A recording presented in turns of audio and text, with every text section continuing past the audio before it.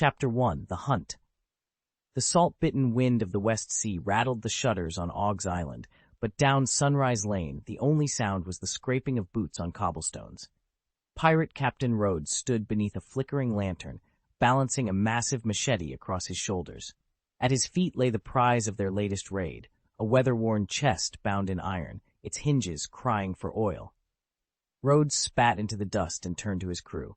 "This our haul?" he rumbled. "That's all of it? Fine, let's move." The grinning cutthroats hoisted the chest as though it were featherlight.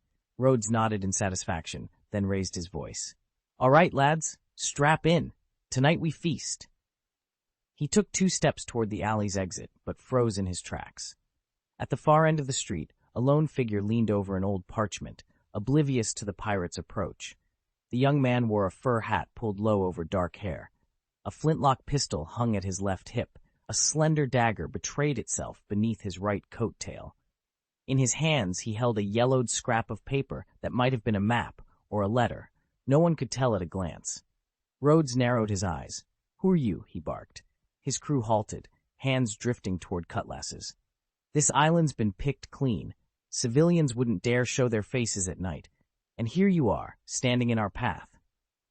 The stranger didn't flinch. He straightened at last, revealing keen gray eyes and a face set in calm determination. He folded the map carefully and slipped it beneath his coat. Then, with measured steps, he began to advance. Rhodes hefted his machete. "Move aside, boy, or I'll make you." But the young man's voice was steady as the sea breeze. "I'm not here to argue," he said, and for a moment his gaze flicked toward the chest. "I'm here for what's in it." A hush fell. Lantern light danced across trembling cutlasses and sweat-streaked faces. Rhodes cracked a grin. "You've got guts, I'll give you that.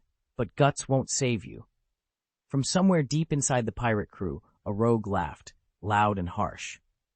Rhodes raised his blade, ready to settle the matter on the spot. Yet in the pirate captain's mind, one question cut sharper than steel. Who was this upstart who dared to hunt pirates on their own turf? And what exactly did he know about the treasure they carried? Nethan stepped onto the deserted street, his cloak swirling around his ankles. Ahead of him, Captain Rhodes's crew, 6 rough-looking pirates, fell silent at the sight of their new challenger. Then laughter broke out among them. 2 of the men snapped their pistols free of holsters and trained the barrels on the lone youth. "Hey, boy," one of them jeered. "Move along if you don't want to get yourself killed." Nethan didn't flinch. He lifted his chin and fixed his gaze not on the guns, but on the man at their head, Machete Rhodes himself. 16 million berries, he said quietly. "That's your bounty, isn't it, Rhodes?" Rhodes's lip curled into a smirk of pride. Pirate everywhere measured themselves by their bounties, and a wanted poster for 16 million was nothing to scoff at. "You got sharp eyes for a kid?" he replied. "Now turn around and walk away before I get angry." Nethan only nodded.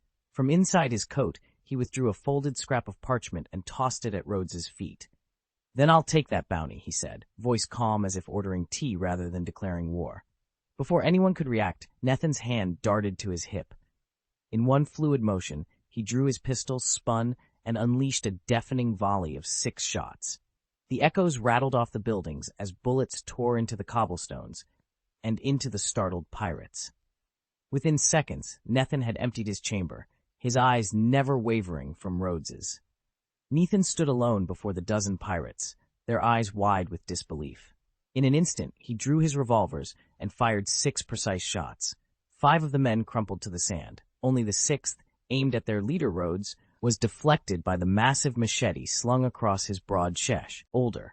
As Nethan holstered his pistols, a single sheet of parchment drifted to the ground between them, a bounty notice bearing the name Lord Machete.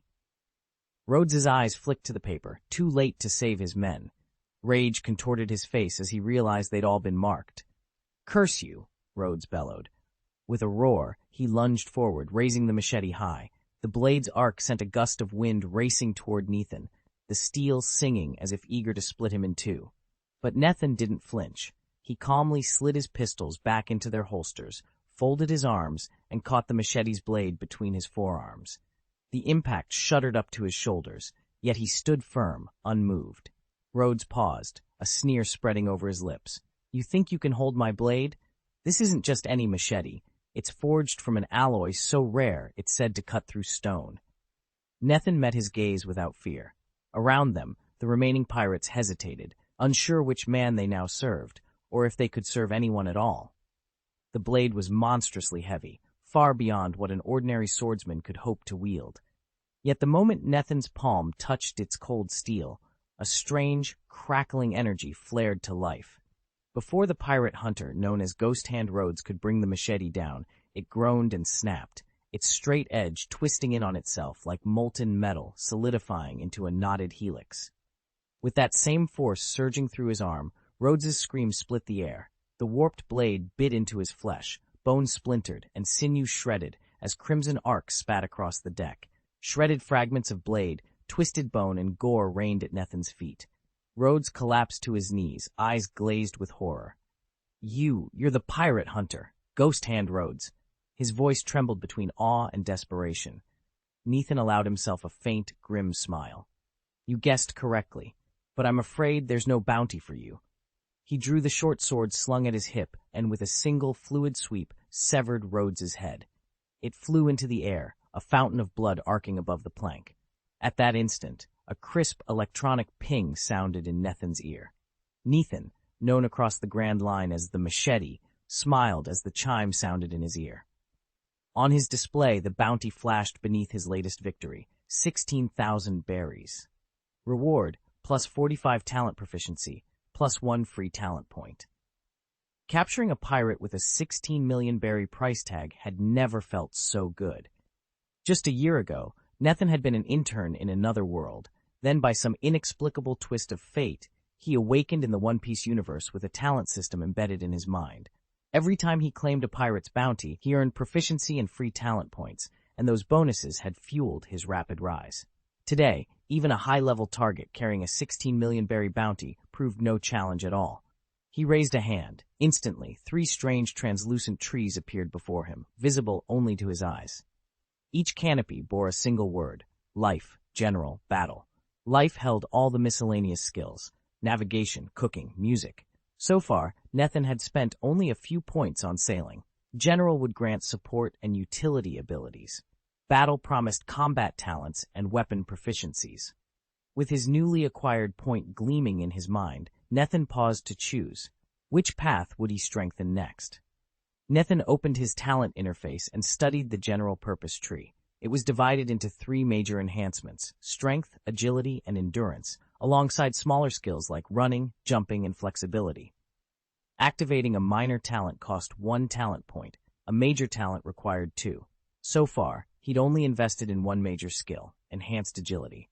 His real focus, however, lay in the combat branch. He clicked on it, and the semi-transparent talent tree zoomed in.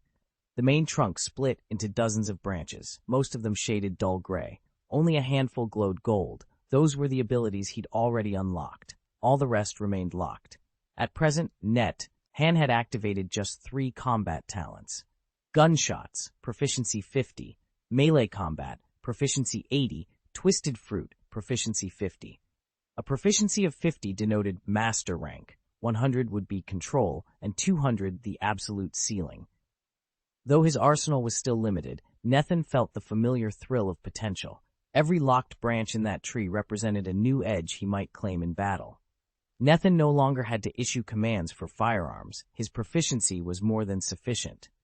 For close-quarters combat, he set the priority to control level first. Chapter 2.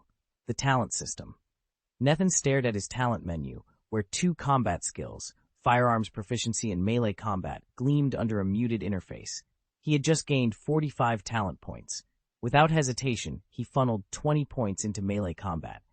Instantly, a golden flare erupted around the skill icon. As his melee combat proficiency climbed to 100, its rank shifted from adept to master. Along with the visual flourish, Nethin felt a surge of agility course through his limbs. Dozens of long-forgotten fighting techniques seemed to lock into his muscle memory, empowering every nerve ending. 25 points remained, and only 1 branch on the skill tree could receive them. Twisted fruit. Unlike the other talents, acquired, trained, and tested, this one had emerged in the heat of a desperate battle.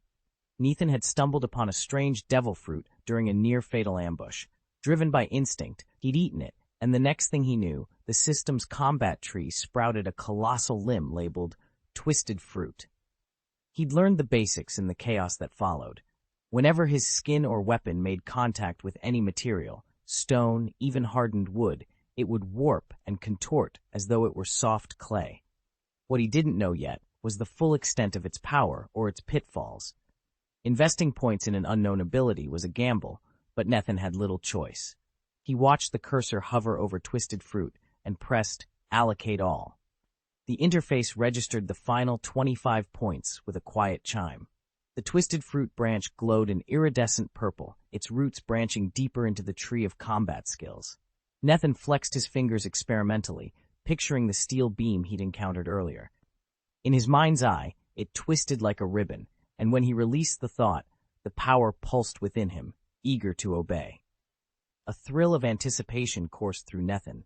With melee combat at mastery and the unpredictable might of the Twisted Fruit at his disposal, he felt stronger than ever. But he knew the real test lay ahead, learning to control this strange power before it consumed him, and anyone unfortunate enough to stand in his way. Nethan stared at the talent tree, pausing on one seemingly unremarkable branch, Twisted Fruit. On its own, it appeared nothing special, but in this system, it unlocked some of the most potent evolutions imaginable. From Twisted Fruit sprouted 4 ever more powerful paths. Distorted Light requires 100 proficiency. Twisted Gravity requires 300 proficiency. Twisted Space requires 600 proficiency. Time Warp requires 1,000 proficiency. Each of these advanced talents didn't just demand raw proficiency, they also cost free talent points to activate. Thanks to his recent victory over Rhodes, Nethan had just earned 1 such point. Combined with the one he'd been hoarding for weeks, he now possessed 2 free points in reserve. But before he decided where to spend them, he focused on bolstering Twisted Fruit itself. With the remaining 25 proficiency points at his disposal, Nethan invested them all into this budding talent. In the talent system, every ability grows stronger with proficiency, and at key thresholds, levels 50 and 100, it receives dramatic enhancements. Nethan knew that by steadily pumping points into Twisted Fruit, he would eventually unlock its higher branches. First came Distorted Light. Then, as his mastery grew, he could bend gravity and space, and one day, perhaps, even warp time itself. For now, though, he settled for refining his foundation. With 25 points in Twisted Fruit, he was still far from the first milestone. But with 2 free talent points in hand, and Rhodes's equipment newly looted, Nethan felt confident that his next steps would come even faster. He closed the talent interface, mind already racing ahead to the power that lay just beyond his current reach. Nethan studied the new talent node glowing before him. Distort Light, the first branch of the Twisted Fruit power. He'd been pushing his Devil Fruit abilities relentlessly, ever since clashing with pirates of Rhodes's caliber, and he could already feel his control growing sharper. A slow, confident grin spread across his face. At first glance, Distort Light might seem like a minor trick, an obscure offshoot of his main power. In reality, its potential was staggering. With it, he could bend light to generate phantasms and mirror image clones, even concentrate beams so fiercely that an opponent's eyes went blank. In skilled hands, it was a formidable weapon. Of course, its true value would only emerge once he balanced it against higher tiers of power. Without the all-seeing oversight or the heightened senses dominator abilities, his illusions would always carry limitations. Nethan recalled the imposing aura of those dominator-level skills. Once he unlocked them, no foe's vision or hearing would remain reliable. He glanced up from the node display. Above the Twisted Fruit tree floated 3 additional talents: Knowledge, Armed, and Overlord. All 3 were still darkened, locked behind unmet prerequisites. Likely he lacked either the requisite talent points or the raw physical might to claim the tricolor Overlord grade. A matter of time, Nethan murmured. He stretched, already plotting his next training regimen. Once he mastered Distort Light, and then raised his physique to the Dominator threshold, no pirate, not even one of Rhodes's elite, could stand in his way. Nethan stared at the talent tree, ready to shut it down in frustration, until he noticed something different. One of the nodes had shifted from gray to green. Green meant it was ready for activation. Could it be the Navy Type 6 branch unlocking?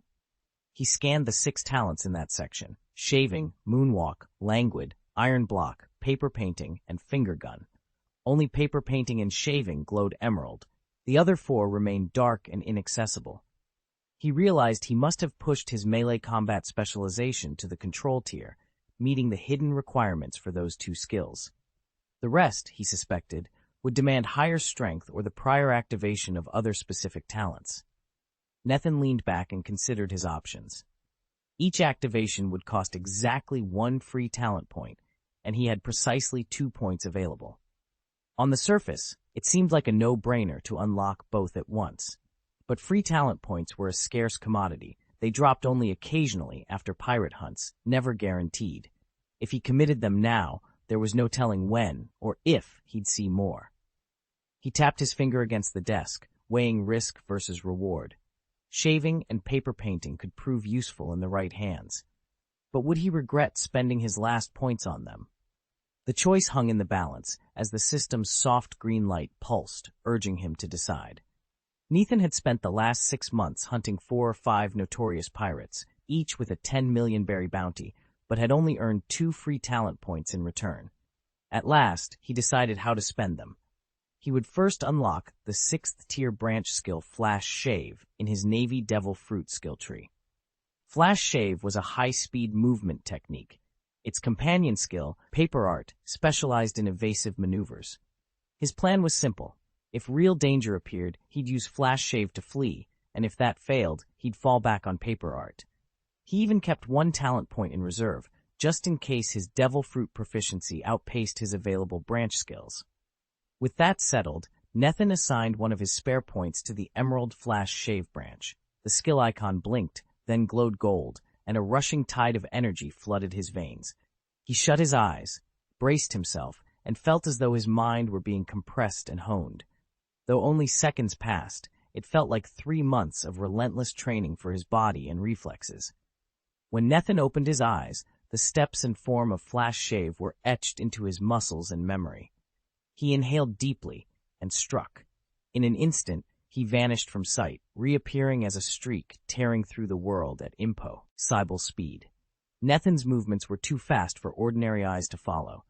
After dashing and seemingly vanishing several times in rapid succession, he reappeared exactly where he'd started, chest heaving, a satisfied glint in his eye. Although sprinting like that demanded tremendous exertion, his general class talent granted him a 2 to 3-fold increase in agility. At this speed, any pirate with a bounty under 20 million belly wouldn't even have time to react. He allowed himself a single, controlled breath. Then, without a word, Nethan scooped up the severed head of Rhodes, the notorious pirate whose bounty stood at 16 million belly, and slipped out of the alley. Moments later, he arrived at the water's edge, where 2 vessels were moored. The larger one flew the machete pirate's skull and cleaver's flag. The smaller craft bobbing beside it was his own. He'd already cleared the pirate ship of Rhodes' men, only 2 of them, and now their deck lay quiet. With a sharp snap, Nethan tossed Rhodes's head onto his boat. In one graceful bound, he was aboard. He unfastened the mooring line with expert fingers, hoisted the sail, and grabbed a paddle. Within seconds, he was pushing away from the dock, gliding out into the open water under the setting sun. When the Life Department evaluated Nethan, they could only recognize one natural gift in him: seamanship. After all, this is the world of One Piece. Chapter 3: Naval Outpost. The Orkika Sea, one of the 5 great sea regions of the West Blue, was crisscrossed by countless islands.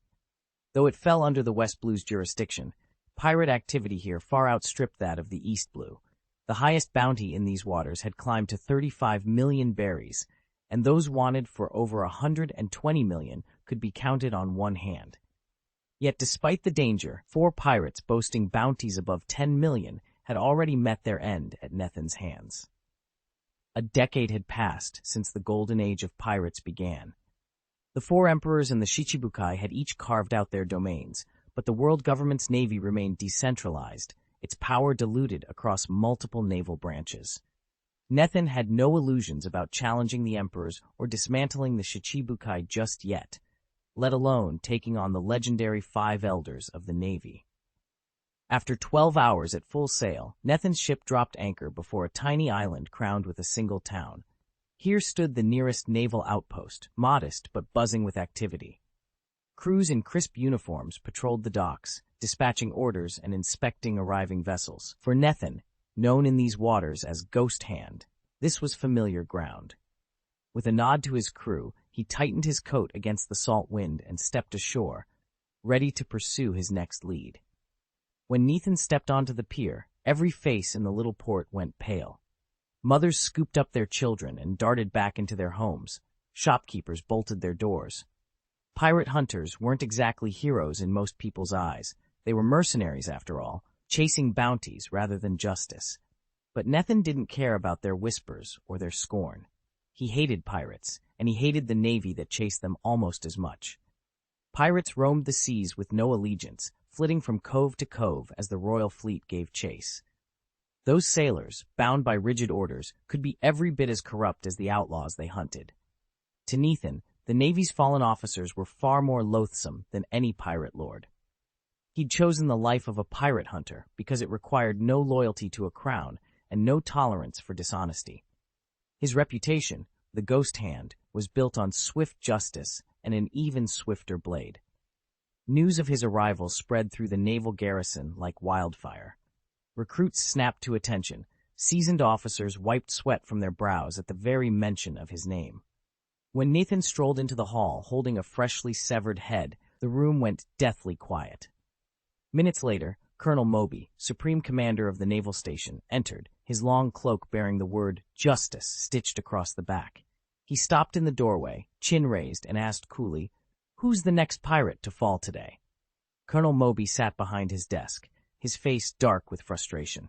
In the 3 months since the last big raid, his naval base hadn't managed to capture a single pirate carrying a bounty north of 10 million Baileys. Meanwhile, Nethin, the legendary pirate hunter, had brought in 3 such bounties in just 2 months. On the one hand, ridding the seas of bloodthirsty criminals was always welcome. On the other, it underscored the Navy's own failures and its growing dependence on privateers. Across from him, Nethin removed a wanted poster from his coat pocket and laid it flat on the desk, smoothing it with a firm press. The parchment bore the name Machete Rhodes and a bounty of 16 million Baileys. Moby leaned forward, eyes narrowing at the familiar face. You killed Rhodes?" Moby's voice shook. He'd personally led the Navy's last expedition to capture Machete Rhodes, only to see the pirates slip through his fingers. And now, barely a month later, here was Rhodes's severed head waiting on the table. Moby inhaled sharply, glancing down at the grisly proof. He met Nethin's steady gaze. "I'll have to report this to my superiors," he said at last, voice taut with disbelief. "They're not going to believe it." Colonel Moby studied Nethin for a long moment, his gaze unwavering. Then he turned on his heel and walked briskly into his office. A few minutes later, he re-emerged in the hall. "It's been confirmed," he announced. "The 16 million credit bounty has been transferred. You'll receive it shortly." He paused, lips tightening. "One more thing. Navy headquarters is expanding its recruitment. They've asked if you'd consider enlisting. If you agree, they'll grant you the rank of Navy Major as an exception." Nethin tapped his chin and gave a wry chuckle. "Major, huh? That just means taking orders under someone else's command. I'm not interested." He shook his head. "Thank you, but I work better on my own." Moby snorted in relief. He'd been hoping Nethin would refuse. He had no desire to see the lone wolf in uniform. "Very well," he said curtly. Not long after, a courier arrived with a reinforced backpack. Moby nodded, and 2 clerks loaded it with credit rolls until it bulged at the seams. Nethin gave it a cursory glance and strapped it on without counting a single coin. "Colonel," Nethin asked as he turned to leave, "are we done here?" Lieutenant Colonel Laika, standing nearby, clenched her jaw as she watched Nethin stride away. Her eyes flickered with cold intensity. Moby noticed her expression and frowned. "Laika?" She forced herself to relax, but the tension in her shoulders remained. "Nothing, sir," she said, her voice low. Yet as Nethin's silhouette disappeared down the corridor, her gaze stayed fixed on the closed door. Moby's heavy boots echoed on the deck as he planted himself in front of Laika. He snorted and folded his arms. So you want to reclaim your lost honor? Very well. From now on, you'll work under me, ridding these waters of the scoundrel pirates who plague them. Laika's jaw twitched. He stood rigid for a long moment, then bowed his head in resignation. Yes, sir. By the time Nethan stepped out of the naval office, the clock had already struck midnight. He didn't flinch at the thought of prowlers in the darkness. He'd faced worse threats than petty thieves. Slinging a heavy pouch of coins over his shoulder, he made his way to the small pier where his boat bobbed in the quiet harbor. Guiding the vessel by lantern light, Nithin navigated out of the naval basin, tacked around the headland, and set his course for home. The island was modest. 7 or 8 fishing villages ringed a single bustling town at its center. He lived in one of those villages, a place of narrow lanes and low, whitewashed houses. As the first hint of dawn painted the sky, Nithin steered into the sheltered cove by his village. The familiar smell of salt and wood smoke welcomed him ashore. Before he could haul his pack over his shoulder, a chorus of voices greeted him. "Nethan, you're back. How did the mission go? Any injuries? Have you eaten? We made fresh noodles. Come sit." Neighbors pressed steaming bowls into his hands, their faces alight with relief and gratitude.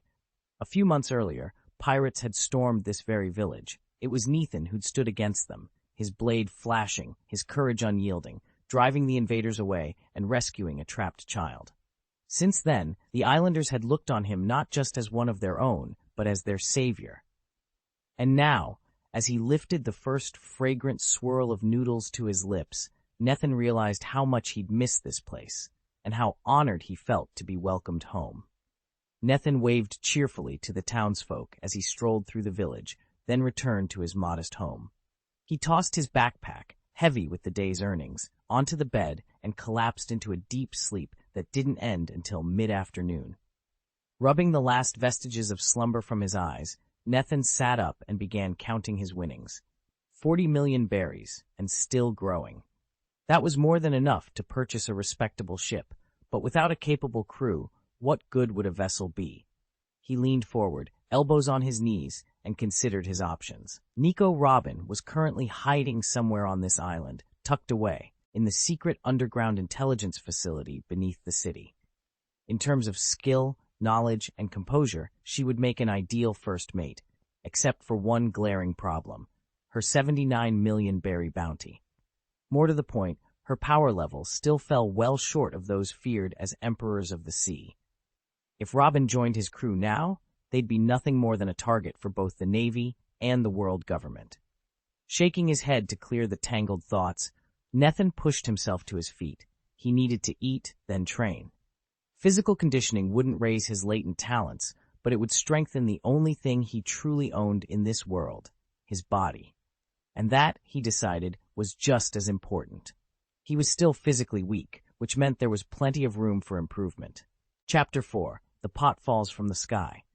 Nethan pushed open the door of the little seaside eatery and slipped into a wooden chair. The usual, seafood noodles, he told the owner, settling in. The proprietor nodded with a grin, filled a glass of water, then tied on his apron and headed back to the kitchen. Nethan sipped the cool water, turning over the next steps of his cultivation plan in his mind.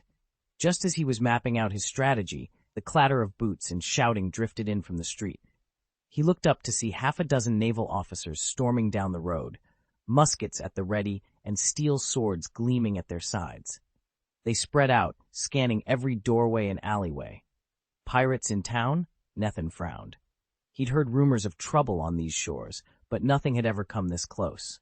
He watched, curious, as the officers fanned out, questioning bystanders and checking under carts. Suddenly, one of the Navymen rounded the corner and froze when he spotted Nethan through the window. "There he is," the officer barked. He raised his flintlock, took careful aim, and fired. The crack of the musket shot echoed through the street. Instantly, every naval patrolman converged on the restaurant. They rang the bell, formed a tight circle around the building, and trained dozens of barrels on Nethan's seat. Nethan stared at the muzzle flashes pointed at him, and realized in a heartbeat that this was no routine patrol. He was in the crosshairs of a Navy desperate enough to shoot first and ask questions later. Now, surrounded and vastly outgunned, He had only moments to decide. Stand his ground, attempt to talk his way out, or vanish in a flash before those barrels went off again. Navy Major Hawkins stormed into the crowded tavern, sword raised and voice echoing off the walls. "Nethan Rhodes, surrender at once. Don't resist. We've got you surrounded." Nethan, formerly known as the infamous pirate hunter, Rhodes the Sinner, sat alone at a corner table, a delicate porcelain teacup cradled in his hand. He blinked at the sudden intrusion, tea sloshing in his cup. For a long moment, he just stared. "What's going on?" he asked, placing the cup on the table and smoothing back a lock of dark hair. The tavern was empty except for him and the half-dozen sailors who had burst in behind the Major. Major Hawkins's eyes narrowed. "Don't play dumb with me. You've committed serious crimes against the Crown. We're here to arrest you." Nethan frowned, confusion mingling with amusement. "Me? A crime? Last I checked, I was hunting pirates on behalf of the Navy, not rebelling against it." He leaned back in his chair. "And as for recruiting Robin, that was just a thought. I never followed through. Since when does the Navy have prophets or mind readers?" The Major's jaw tightened. He glanced at his men, all of whom wore expressions of iron resolve. Drawing himself to full height, he pointed his sword at Nethan's chest. "Enough talk. Surrender now, or we'll drag you out by force." Nethan rose calmly, folding his arms across his chest. Candlelight glinted off the blade, and the tension in the tavern crackled like gunpowder. Somewhere in the back of his mind, he wondered if this was all a misunderstanding, or the opening salvo of something far more dangerous. Nethan's frown slowly faded into an unreadable calm. He'd chosen the life of a pirate hunter partly because the talent system demanded it, and partly so the Navy would think twice before hunting him. That didn't mean he was afraid of them. Yet here they were, barging in, calling him a criminal, and demanding he surrender in handcuffs. "Explain exactly what crime you think I've committed," he said coolly, fixing the Navy Major in the doorway with a steely glare. The Major's face flushed crimson. "You'll learn your crime at your trial," he roared. At his order, the naval troopers raised their rifles and opened fire. Bullets tore through the air like hissing fire snakes, all aimed squarely at Nethan. Then, with a thunderous crack, the floorboards beneath him splintered outward in a spiderweb of shattered wood. The table beside him exploded into fragments. In the blink of an eye, Nethan vanished, dashing out of the restaurant so swiftly that he left nothing but a faint afterimage in his wake. For a long moment, the officers stood in stunned silence, staring at the debris. Where had he gone? There was no sign of him, just broken floorboards and the lingering echo of gunfire. Nethan vanished in the blink of an eye just as the Navy Major's blade swept through the air. The sword met nothing but empty space, and Nethan had already slipped away. He reappeared on a nearby rooftop, pressing himself behind a crooked chimney. From this vantage point, he could see the whole town. Sailors patrolled every street, forming a tight circle, and beyond the quay, 2 warships lay anchored, their black hulls gleaming in the morning light. Nethan's jaw clenched. He'd never drawn this kind of attention before. Naval patrols were supposed to hunt pirates, not terrorize an entire town. And yet here they were, convinced he'd done something terrible. Whatever had happened, they'd pinned the blame on him. He could almost feel their distrust, hanging in the air like smoke. Anger flared in his chest. No one was going to make him look like a criminal. He'd find out what was really going on, even if it killed him. He slid down from the rooftop and dashed into a narrow alley. Ahead, a squad of sailors marched past in single file. Nethan waited until the second-to-last man had gone by, then lunged. In one smooth motion, he yanked the final sailor into the shadows, clamping a hand over the man's mouth. One whimper escaped the sailor's lips before Nethan's grip stifled it. "If you make a sound," he warned in a low voice, "you won't live to regret it." The sailor went rigid with terror. Nethan eased his other hand into his coat pocket and produced a slim dagger. The blade glinted faintly in the alley's dim light as he pressed it against the man's throat. Up close, the sailor's eyes were wide and frantic, but Nethan's gaze remained icy and unyielding. "Tell me," Nethan said, voice flat, "what orders you've been given, and why the entire Navy thinks I'm the villain in this mess." He held the dagger steady, ready for the truth. Nethan moved like a shadow through the narrow alley, closing the distance in 2 silent strides. In his hand gleamed a dagger, its blade thin, razor-sharp and ice-cold. Before the startled Marine could cry out, Nethan pressed the steel against his throat. The soldier's eyes went wide, blood drummed in his ears. Nethan's voice was quiet but deadly calm. "First question, what's your purpose here?" The sailor swallowed hard. His jaw trembled as he stared down the blade. At last he choked out, "We were ordered to arrest you, Ghost Hand Rhodes." Nethan eased the dagger away from the sailor's neck, yet never loosened his grip. "Go on." The Marine let out a shuddering breath, struggling to steady his voice. Nethan fixed him with a cold stare. "Second question, why are you arresting me?" Confusion flickered across the sailor's face, but terror won out. I'm here because of the Tarrowtown tragedy. You're the culprit." Mention of Tarrowtown drew a frown across Nethan's brow. He opened his mouth to demand details, but before he could speak, a thunderous roar echoed down the alley. "They're here!" the Marine gasped. Nethan didn't bother with more words. The Royal Navy had closed in, and there was no time to waste. With the sailor still reeling beside him, Nethan slipped into the shadows, ready for whatever came next. Nethan had inexplicably stepped forward and claimed responsibility for the Tarrowtown massacre. No one knew why. Rumors whispered that he could be hiding anywhere. Then, in an instant, he changed his appearance once more. A quick shave, a flicker of his form, and he slipped away down a back alley, leaving behind the sole surviving Marine of that fateful day. The young sailor leaned against the wall, blinking in confusion. Why had they arrested him? He couldn't make sense of it. The West Sea Navy was no thing like the East China Sea Force described in the original account. There, capturing a pirate carrying a 15 million berry bounty meant an officer could jump from lieutenant straight to colonel. After all, the highest bounties never exceeded 20 million. But the West Sea played by very different rules. Here, pirate bounties could soar as high as 50 million, and even the local ceiling hovered well above 30 million. With rewards that steep, promotions were fiercely competitive. No wonder the West Sea Navy stood head and shoulders above its eastern counterpart, strongest of the four seas, and surpassed only by the Grand Line itself. Pirates carrying bounties of around 20 million baileys almost always flee at the sight of a Navy colonel.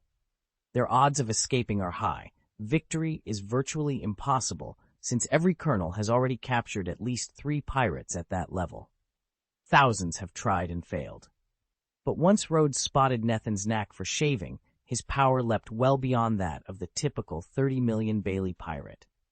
Surrounded and pressed by multiple Navy vessels, Nethan used that very skill to slip through their cordon and sail out of the harbor with hardly any effort.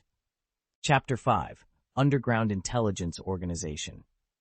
Nethan didn't want the Navy dogging his heels on this island, so he staged a dramatic escape by boat, only to slip back ashore under the cover of night. He knew the ruse wouldn't fool them forever, but he needed only enough time to uncover the truth. He set his sights on Gear City. From a high ridge, he took one last look at the sleepy village where he'd spent the past year, then turned and followed the mountain path down to the island's bustling center.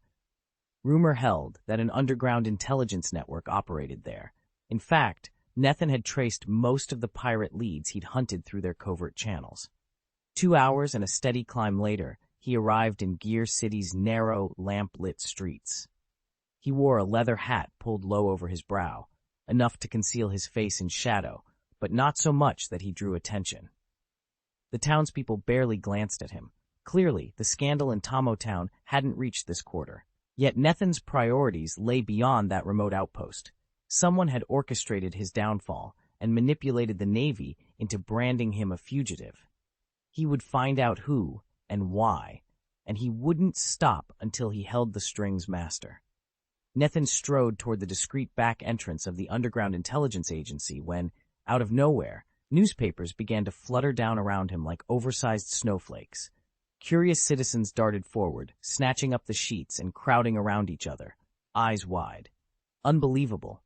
Ghost Hand Rhodes? One man gasped. He massacred an entire town? Yeah, another replied, flipping through the pages. And didn't he also execute pirates with bounties in the tens of millions? Nethan paused on the fringe of the throng, tilting the brim of his hat low to mask his face. Stepping aside, he picked up a discarded copy and scanned the headline in bold. TAROTOWNMASACRE.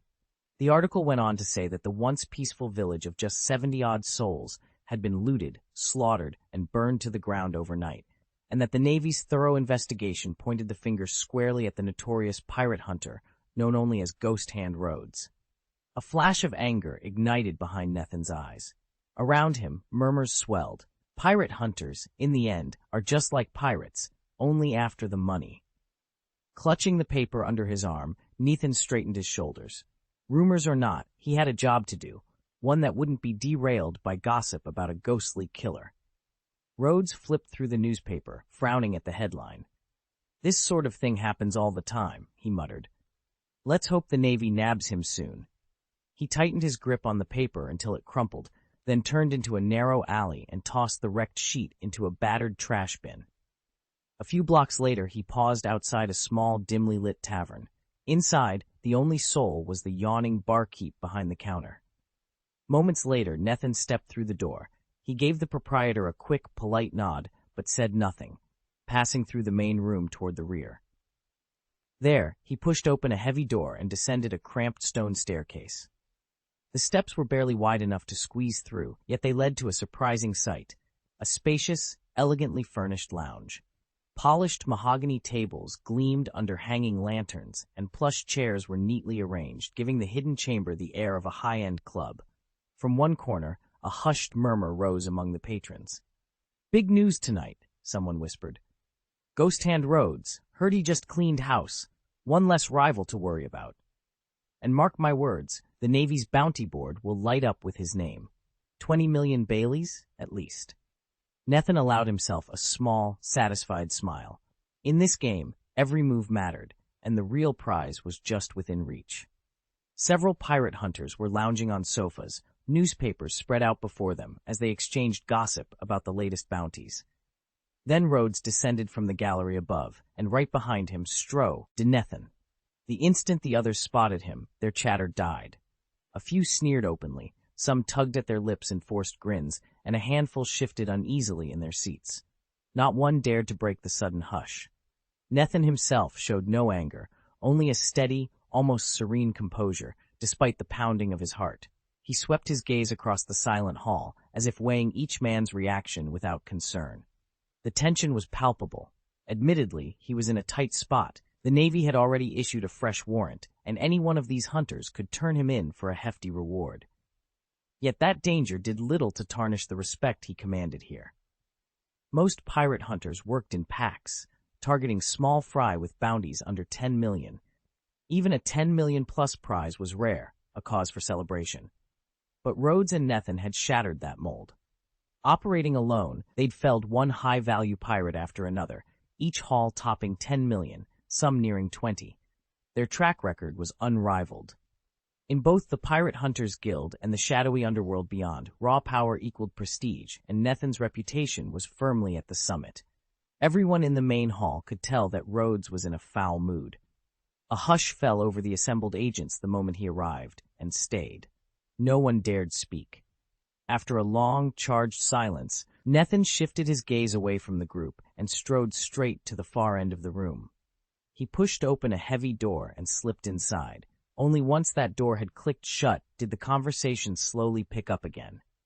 "Well," someone murmured, swirling the wine in his glass, "I never expected him to show up here, especially now." Another voice followed, hushed and anxious. "It looks like the Navy's encirclement and suppression campaign has completely fallen apart. They're no better off than before." A third agent sipped his drink and added, "Who knows where this will go from here? What do you think Nethin's doing in there? He can't exactly call himself a pirate hunter anymore." His companion shrugged. "Beats me. Maybe he's off to dig up information on the Navy or find a way to slip out of here." Beyond that door lay the inner sanctum of the underground facility. Compared to the bustle outside, it was silent and tightly sealed against sound. The room itself was modest, just a leather sofa, a low bookshelf, and a sturdy wooden desk.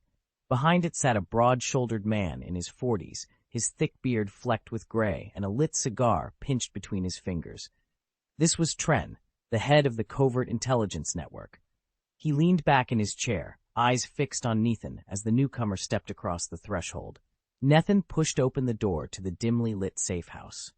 Across the room, a girl no more than 16 or 17, with shoulder-length black hair, sat hunched over a desk, methodically sorting through a stack of papers.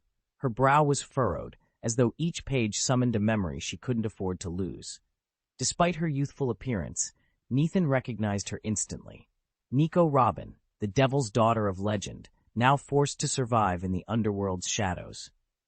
She was a linchpin in this covert intelligence network, her eidetic memory ensuring every scrap of data was recorded for swift retrieval. Ghost Hand Rhodes, came a low voice from behind a heavy oak desk.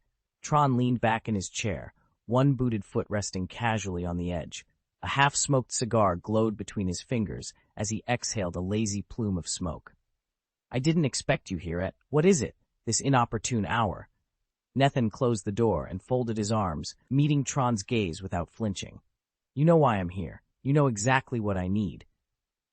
A slow, crooked smile spread across Tron's face as he tapped ash into an overflowing tray. "Tarrowtown Intel, right? Lucky you. I happen to have fresh inside information on that very place. But moving such sensitive material under your current alias, it's risky. I'll have to charge you double." Nethan held Thrun's gaze for a long moment, then nodded. "No problem," he said. Chapter 6. The Capone Family. Tron grinned and turned to Nico Robin at his side. "Tarrowtown's intel hasn't gone dark yet. Hand it over to him." 16-year-old Robin gave a quick nod, flicked her wrists twice, and produced 2 sealed data slips. She stepped over to Nethan and placed them in his hand, 2 unencrypted reports, fresh off the grid. Nethan accepted the slips and scanned their contents with a calm, focused eye. Once the transfer was complete, Robin slipped quietly back to her corner, immediately resuming her frenetic note-taking. Though this version of Robin was younger and less seasoned than her original self, she'd already proven her worth long ago. By the time she was 8 years old, the world government had slapped a 79 million belly bounty on her head, and yet she'd managed to vanish into the depths of the West Blue's underworld and stay alive ever since. Her mind was as sharp as ever, her adaptability unrivaled, and her memory nothing short of photographic. Even at 16, the young archaeologist remained a formidable force, her true potential only restrained by the bounds of her age. Nethan paused on the quarterdeck, turning the small, crumpled note over in his hand. He'd spent countless hours weighing potential crew members. Shirahoshi, Trafalgar Law, Rhodes. They'd all impressed him with their intelligence and temperament, and each fit seamlessly into the vision he'd been crafting. But that was a decision for the future, when he fully committed to life as a pirate. Right now, he had neither the desire nor the need to sling some gargantuan black pot cannon onto his back and pick a fight with the Navy. The message itself was deceptively brief, yet its implications were anything but. As he read, Nethan's brow furrowed. At first, he'd assumed some rival pirate band was trying to pin a crime on him, an amateurish move, but not unheard of. Then the truth sank in. This wasn't the work of ordinary buccaneers, but of the Capone family, the notorious West Blue underworld syndicate. The very same Capone clan that included Capone Becky, one of the supernovas whispered about in every port. His face hardened. Whoever had orchestrated this stunt clearly believed they could saddle him with blame and watch him squirm, and they'd gravely underestimated him. Nethan had no intention of being anyone's scapegoat. He snapped the note shut and met Tren's steady gaze from across the deck. "Gather what you can on the Capone family's operations in these waters," he ordered. "I want every scrap of information. Ships, safe houses, business fronts, everything. We're about to turn their own game against them." Tron flicked the ash from his cigarette and studied Nethan for a long moment. "I know exactly what you're after," he said finally. "The price is the number you asked. The full data set, no exceptions." Nethan gave a slow nod. Tron glanced to Robin, who was standing quietly at his side. "You sure you want to share?" he asked. Robin returned the nod, then slipped around the table to stand beside Nethan. Their eyes met for a beat, and Robin bent close to whisper the details Nethan needed. It was all there. Coordinates, encrypted frequencies, operational codes, everything they had scavenged. As Robin pulled back, Nethan quickly jotted down the information in his notebook. He unzipped his pack, pulled out a thick wad of cash, and tossed several bundles across the table. The bills slapped against the wood. Tron scooped them up without a word. Satisfied, Nethan turned on his heel and strode out of the inner chamber. Robin watched Nethan's retreating figure for a few heartbeats, then sighed and returned to the pile of intelligence reports on the table. Outside, Nethan stepped into the dimly lit cavern that served as the base's outer hall. Pirate hunters, lean, weathered faces, weapons at the ready, glanced up as he passed. He forced himself to ignore them and kept walking toward the narrow exit. Just as he rounded the end of the alleyway, harsh voices cut through the stale air. "There he is! Ghost Hand Nethan!" someone barked. In an instant, rifles swung toward him, muzzles flaring. Nethan froze. He wasn't wearing the Navy's 6th block armor, nor did he project the intimidating aura of a warship captain. Even an ordinary rifle round could kill him on the spot. "Damn it!" he thought, bracing himself as the first shots rang out. Nethan sprang back, kicking his pursuer's foot and darting into a narrow alley. These Navy fools were testing his patience. He'd had enough of their blundering attempts to stop him. Even if the sea god himself showed up, they'd be no more trouble than gnats. A sudden rush of air announced reinforcements. A figure in a dark justice cloak streaked down the alley. "Ghost Hand Rhodes! Don't let him escape!" barked an off-screen voice.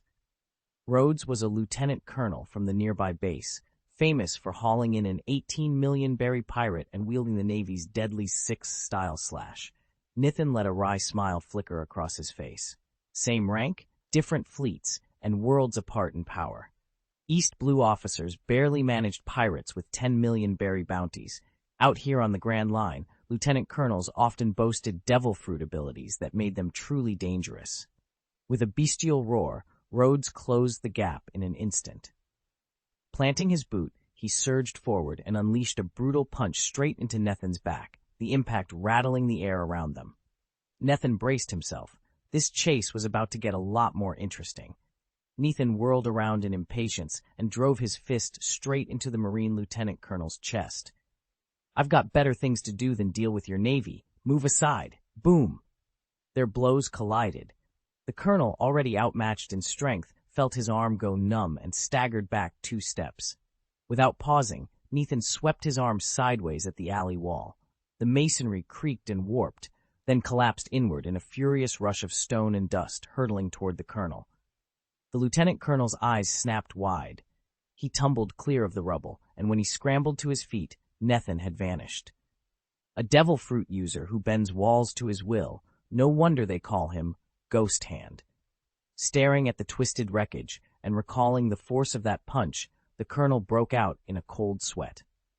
Even though 6 naval vessels had established a tight blockade around the island, bombarding every square inch, Nethan still found a gap in their lines and slipped away into the night.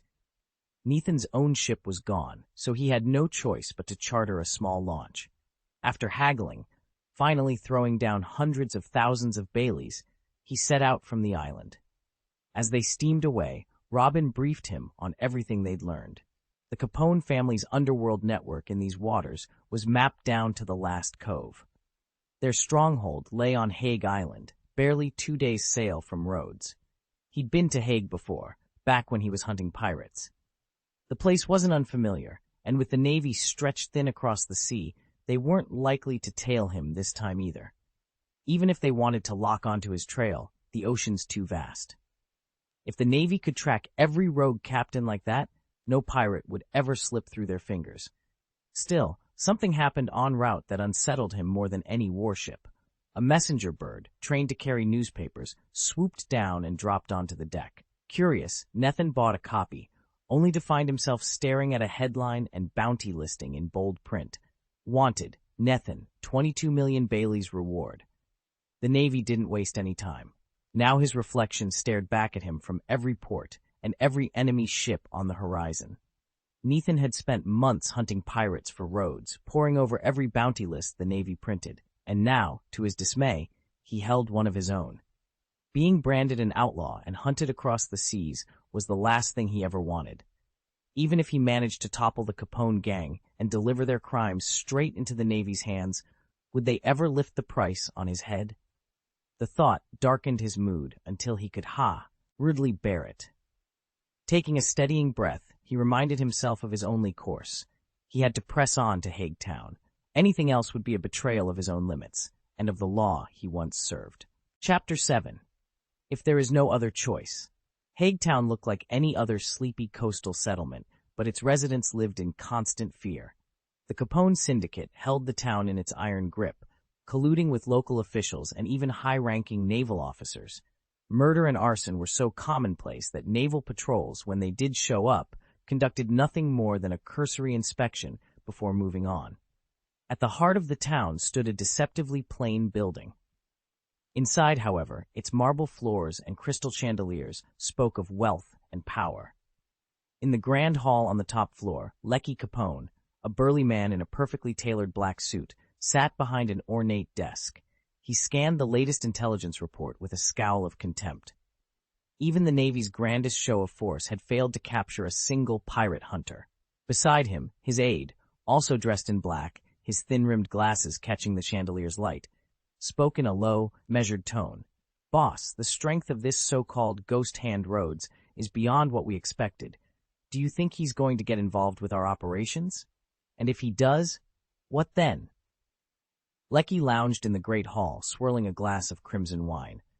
"I've dug up everything on this so-called ghost hand Nathan," he scoffed to the assembled Capone lieutenants.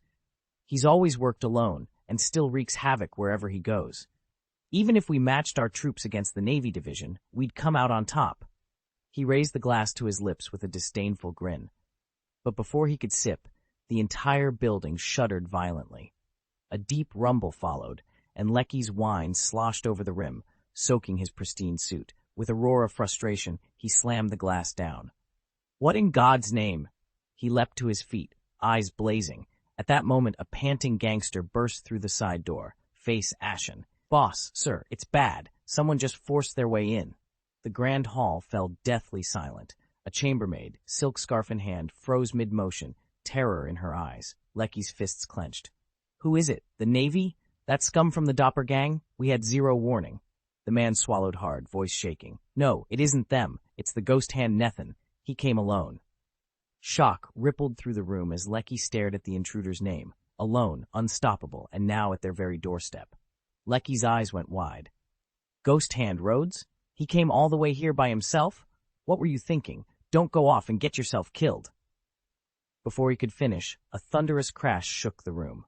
The crimson oak door splintered inward, and a tall figure strode through the wreckage. His perfectly tailored suit and ice-blue eyes gave him an otherworldly air, so cold that the temperature in the hall seemed to drop. "Who is that?" one of Lecky's men muttered. Nethan, standing at the back of the hall, felt his pulse quicken. The newcomer's composure was absolute, and every head in the room whipped around to stare. Even Nethan couldn't tear his gaze away. Rhodes, the man they called Ghost Hand, stepped forward, his pale face unreadable. "You were behind the Tarrowtown incident, weren't you?" he demanded. The newcomer didn't flinch. He was Capone Lecky, one of the family's most feared enforcers. He swept a cool glance across the assembled thugs before replying. "And if I was?" At his words, more Capone operatives poured through the shattered doorway, packing the corridor and spilling into the hall. Their weapons were concealed, but the threat in the room was unmistakable. Lecky cracked a half-smile. "Glad you didn't mistake me for someone else." Rhodes didn't acknowledge the reinforcements. His full attention remained fixed on Lecky, the air between them charged with hostility. Nathan swallowed hard, sensing that whatever came next would decide the fate of everyone in the room. Nathan gave a curt nod, then flicked his wrist. A sleek pistol materialized in his hand, and before anyone could react, he fired 6 precise shots in rapid succession. 6 gang members crumpled to the ground, dead before they hit it. He didn't pause to check their bodies. Tossing the pistol aside, Nathan surged forward, intent on reaching Cape and Lecky before reinforcements could close in. Surrounded by hundreds of armed thugs, there was no time to waste. "Don't get cocky, boy," Lecky snarled, whipping out 2 gleaming handguns in the same instant. He squeezed both triggers, unleashing a hail of bullets. Nethan's footwork was lightning fast. In 3 fluid strides he closed the gap. executing the six-fold slash, a spinning, sweeping maneuver that carried his momentum just beyond the spray of lead. Bullets thudded harmlessly into the wall behind him. Lackey's eyes went wide. He'd never expected anyone to dodge his shots at point-blank range. His pistols clicked empty. Reflexively, he drew a long, curved sword from his waist and slashed at Nethan. Unfazed, Nethan didn't reach for a blade. Instead, he balled his hand into a fist and thrust it straight into Lackey's descending sword. Steel bit into flesh with a resonant clang, halting the blade, and Lucky's smug confidence in its tracks. Nethan's fist wasn't sheathed in metal, rather it was wreathed in a twisting, translucent aura that flickered like living flame. It resembled the legendary powers of a Whitebeard-class devil fruit, yet the energy here was colorless and purer, as if the air itself had been set ablaze. This was his new technique, unlocked the moment he pushed his mastery of the twisted fruit to level 75. He could now bind that distortive power directly to his knuckles. It wasn't a long-range attack, but in close quarters, it turned his bare hands into perfect counters for any blade. With a sharp click, Kapenlaki's sword struck the invisible zone of warped air. The blade froze in mid-arc, suspended by the force, unable to fall an inch further. For a heartbeat, the swordsman's eyes went wide with shock. He roared, digging both hands into the hilt and pouring all his strength into the strike. But steel was no match for Nethan's torque. The sword first groaned under the pressure, then began to buckle. Click, click! It spiraled tighter and tighter until it curled into a helix of twisted iron. Nethan relaxed his stance and let the aura vanish like smoke, watching as the defeated sword clattered to the deck in ruined coils. Nethan crushed the twisted sword into a ball of iron as easily as folding paper. Without hesitation, he flicked his wrist, sending the lump of metal hurtling back toward the doorway. The makeshift projectile struck the first thug who rushed in, the sickening crack of bone against iron echoing in the corridor. A look of sheer panic flitted across Capone Lecky's face. He recoiled, eyes wild, as though ready to fling himself through the nearest window to escape. Before he could move, Nethan stepped forward, seized him by the collar, and slammed him against the wall. "Tell your men to clear out," Nethan said, his voice low and steady. Capone Lecky, an experienced capo in the Capone family, hardened by countless skirmishes, had never been so thoroughly overpowered. The lingering warmth of Nethan's grip and the memory of his sword collapsing into twisted iron filled Lecky with dread. "No, don't come any closer. Everyone, get out of here!" He barked, his voice cracking. One by one, Lecky's men exchanged uneasy glances and retreated until only Lecky remained, pressed against the cold wall by Nethan's unrelenting grip. Nethan released his collar just enough to lean in, eyes calm but unwavering. "No one else will interrupt us now," he said. "So tell me, what are you going to do?" Nethan held his ground and shook his head.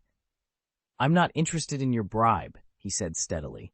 "Your life means a great deal to you, I'm sure, but as a pirate hunter, I don't work for money." With that, he released the captain's arm, reached into his coat and pulled out a small notepad and pen. He dropped them at Lockie's feet and flipped on a tiny recorder. "I don't like guessing games," Nethan continued. "The incident in Tarrowtown has nothing to do with me. I need you to tell the whole truth so I can relay it to the Navy." Captain Lockie stared down at the pen and paper, blinking in disbelief. He shook his head. "So this is your plan? Get me to confess on tape?" He scoffed. "Sorry, even if I admit it now, it won't change anything. I didn't organize that mess." "You didn't?" Nethan asked, frowning. A cruel smile twisted Lockie's lips. "Want to know who framed you? I could tell you." His sentence died in a strangled scream as his arms snapped into a grotesque angle. Tendons knotted, and a faint, horrifying crack echoed through the cabin. Nethan's expression didn't change. "Who did this to you?" Lackey gritted his teeth against the pane. "Damn you," he gasped. Lieutenant Colonel Nethan stepped out of the shadows, his pale eyes like twin blades in the torchlight. Captain Lecky's lips curled in rage as he opened his mouth to hurl insults, until he met Nethan's gaze. The harsh words died on his tongue. Lecky swallowed hard, his voice suddenly low and hoarse. "It was Lieutenant Colonel Leica of the Navy who ordered this. I swear it. Every detail was handled by Naval Command. I had nothing to do with it." A hush fell over the great chamber. Commander Rhodes leaned forward, his voice barely a whisper. The Navy, Lieutenant Colonel Laika. Lecky's panic mounted. His eyes darted between Nathan and Rhodes, and in that moment, Nathan's closed fist shot out. With a sickening crack, he twisted Lecky's right arm until it broke. Blood spurted as torn flesh and snapped bone collapsed under Newhand's unyielding grip. "I want the truth," Nathan said, his voice flat as ice. Captain Lecky shrieked, blood spattering the floor. You monster! I'm telling the truth!" Without mercy, Nathan wrenched at Lecky's other arm. Lecky's cries echoed off the walls as each joint dislocated under Nathan's relentless torque. Over and over it happened, until all that remained was a crimson puddle and the echoes of broken bones. Finally, Nathan released what was left of the man's arms and stepped back. The chamber was silent again, except for the drip of blood. Rhodes stared in horror at the devastation, then nodded slowly. "It's true," he whispered. "Laika, and only Laika, gave the orders." Nathan slowly withdrew his hand, stepped past Kapenlaki's still form, and moved toward the window. He stared out at the distant blue sea, his gaze sharpening. Of course the Navy was behind this. He'd known it from the start. Too many convenient gaps, too many whispers in dark corners. Without their silent consent, or worse, their active involvement, it would have been impossible to pin this entire scheme on Tujen. Now the only question was whether Laika had acted alone or the entire naval command had been in on it. He had done his best to avoid a direct showdown with the Navy. He hated the thought of living as a wanted man, but that didn't mean he cowered at a price on his head. Quite the opposite. Navy. Well done. A slow smile curved Nathan's lips. He would head straight to the naval base and force a final reckoning. He didn't want a bounty on his name, and he certainly didn't want to become a pirate. But if there was no other choice, then so be it. He would embrace the pirate's life and watch this world turn upside down. Chapter 8. Breaking into the Naval Base. In the top-floor office of the Naval Division, Lieutenant Colonel Laika frowned as his aides delivered their latest report. Hague Town had fallen under attack by the so-called Phantom Hand, Rhodes, and among the victims was Capone Lecky of the Capone family, brutally murdered by that same Phantom Hand. Laika's jaw tightened. As a Navy lieutenant colonel, his official pay was modest. His real gains came from hunting pirates, though regulations forbade him from collecting their bounties directly, limiting him instead to military commendations. Over the years, he'd quietly done business with the Capone clan to supplement his income. Now the Capones claimed that the massacre at Tarrowtown had been their way of making good on a payoff, hoping Laika would bury the whole affair. But Laika had other plans. Rather than sweep it under the rug, he'd pin the entire atrocity on Rhodes. In one stroke, he'd uphold his shady agreement with the Capones, eliminate the threat posed by the Phantom Hand, and shield the Navy's reputation. It was a plan that promised to kill 3 birds with a single stone, if he could pull it off. Lieutenant Colonel Laika's meticulously planned ambush had gone up in smoke. He'd expected to corner Nathan in a tightening blockade, but the young man's strength far exceeded all predictions, and he slipped through their cordon completely unharmed. Worse still, their key witness, the traitor Kapeng Lecky, turned up dead, beheaded at Rhodes's base camp. That could only mean Rhodes already suspects the truth about Nathan's innocence. Laika's lips curled into a cold sneer. Let Rhodes go public with his version of events, and Nathan would be branded nothing more than a murderous pirate. Even if the real story came out, who in their right mind would believe it? To the common people, the Navy embodied justice. An accused officer had 0 chance of clearing his name. Laika paced the length of his office, blood pounding in his temples. The longer he delayed, the more likely it became that Colonel Moby, or one of the other lieutenant colonels overseeing Tarrowtown, would demand a formal inquiry. And once that happened, Laika himself would be in deep water. His only way out was decisive action. Rhodes had to be arrested, or better yet, executed, immediately, before he could stir up any trouble. Just then, the door burst open, and a breathless naval courier stumbled in. "Lieutenant Colonel Laika," he called, snapping to attention. "Someone's tracked the ghost hand Rhodes to the island." Laika shot to his feet. "Where?" The naval orderly snapped to attention. "Sir, sightings place him at the West Bank Pier. Colonel Moby and Lieutenant Colonel Tomo have already moved out with a detachment." A major standing beside Laika scoffed. He's mad, running straight into our naval base like he wants to be caught. Laika frowned. Could Nethan have discovered Laika's secret deployment and come here to sabotage it? Hague Town was one thing, but this was the Naval Branch headquarters. Surely Rhodes wouldn't dare strike here. Before he could resolve his doubt, the thud of heavy footsteps and sudden gunfire erupted outside. A second lieutenant burst in, face pale with shock. "Lieutenant Colonel Laika, the ghost hand Rhodes has just stormed into our branch." Laika's eyes went wide. Everything was about to explode. Laika had anticipated that Nithan would be a formidable opponent, but he never imagined the lieutenant colonel would be desperate or mad enough to storm the naval branch base. The very notion made his pulse quicken. Nethan had earned his rank the hard way, cutting his teeth on pirate hunting, but anyone bold enough to infiltrate a naval installation was nothing short of insane. Laika had never before met such a reckless adversary. He turned to his aide. "Has Colonel Moby been informed?" "Sir, yes, but he's still en route with the reinforcements. They won't arrive in time." Suppressing the flicker of panic, Laika ground his teeth. "All right, how many men are on duty here?" The lieutenant checked a data slate. 200, sir, mostly enlisted sailors and a handful of junior officers." "Then muster every last one of them," Laika ordered, voice cold and sharp. "I want the entire base mobilized. Leave no sector undefended, and above all, wherever you find Rhodes, the ghost hand, eliminate him immediately. Understood?" "Aye, sir." The second lieutenant saluted and bolted from the command post. Outside, the sharp staccato of gunfire and frantic cries of alarm confirmed that the attack was already underway. Laika could feel the ground tremble beneath each distant explosion. He paced the command room, fingertips tightening around the hilt of his saber. At last, he turned to the naval major standing at his side. "You and your men, take the east ramparts. Support the gunners. Move out." "Right away, sir," the major cried, whipping himself into action. Laika watched him go, steeling himself. Nethan Rhodes had come looking for a fight, and by the gods, Laika intended to give him one he'd never forget. Nethan watched the Navy major swallow hard as he lifted the antique musket from the table.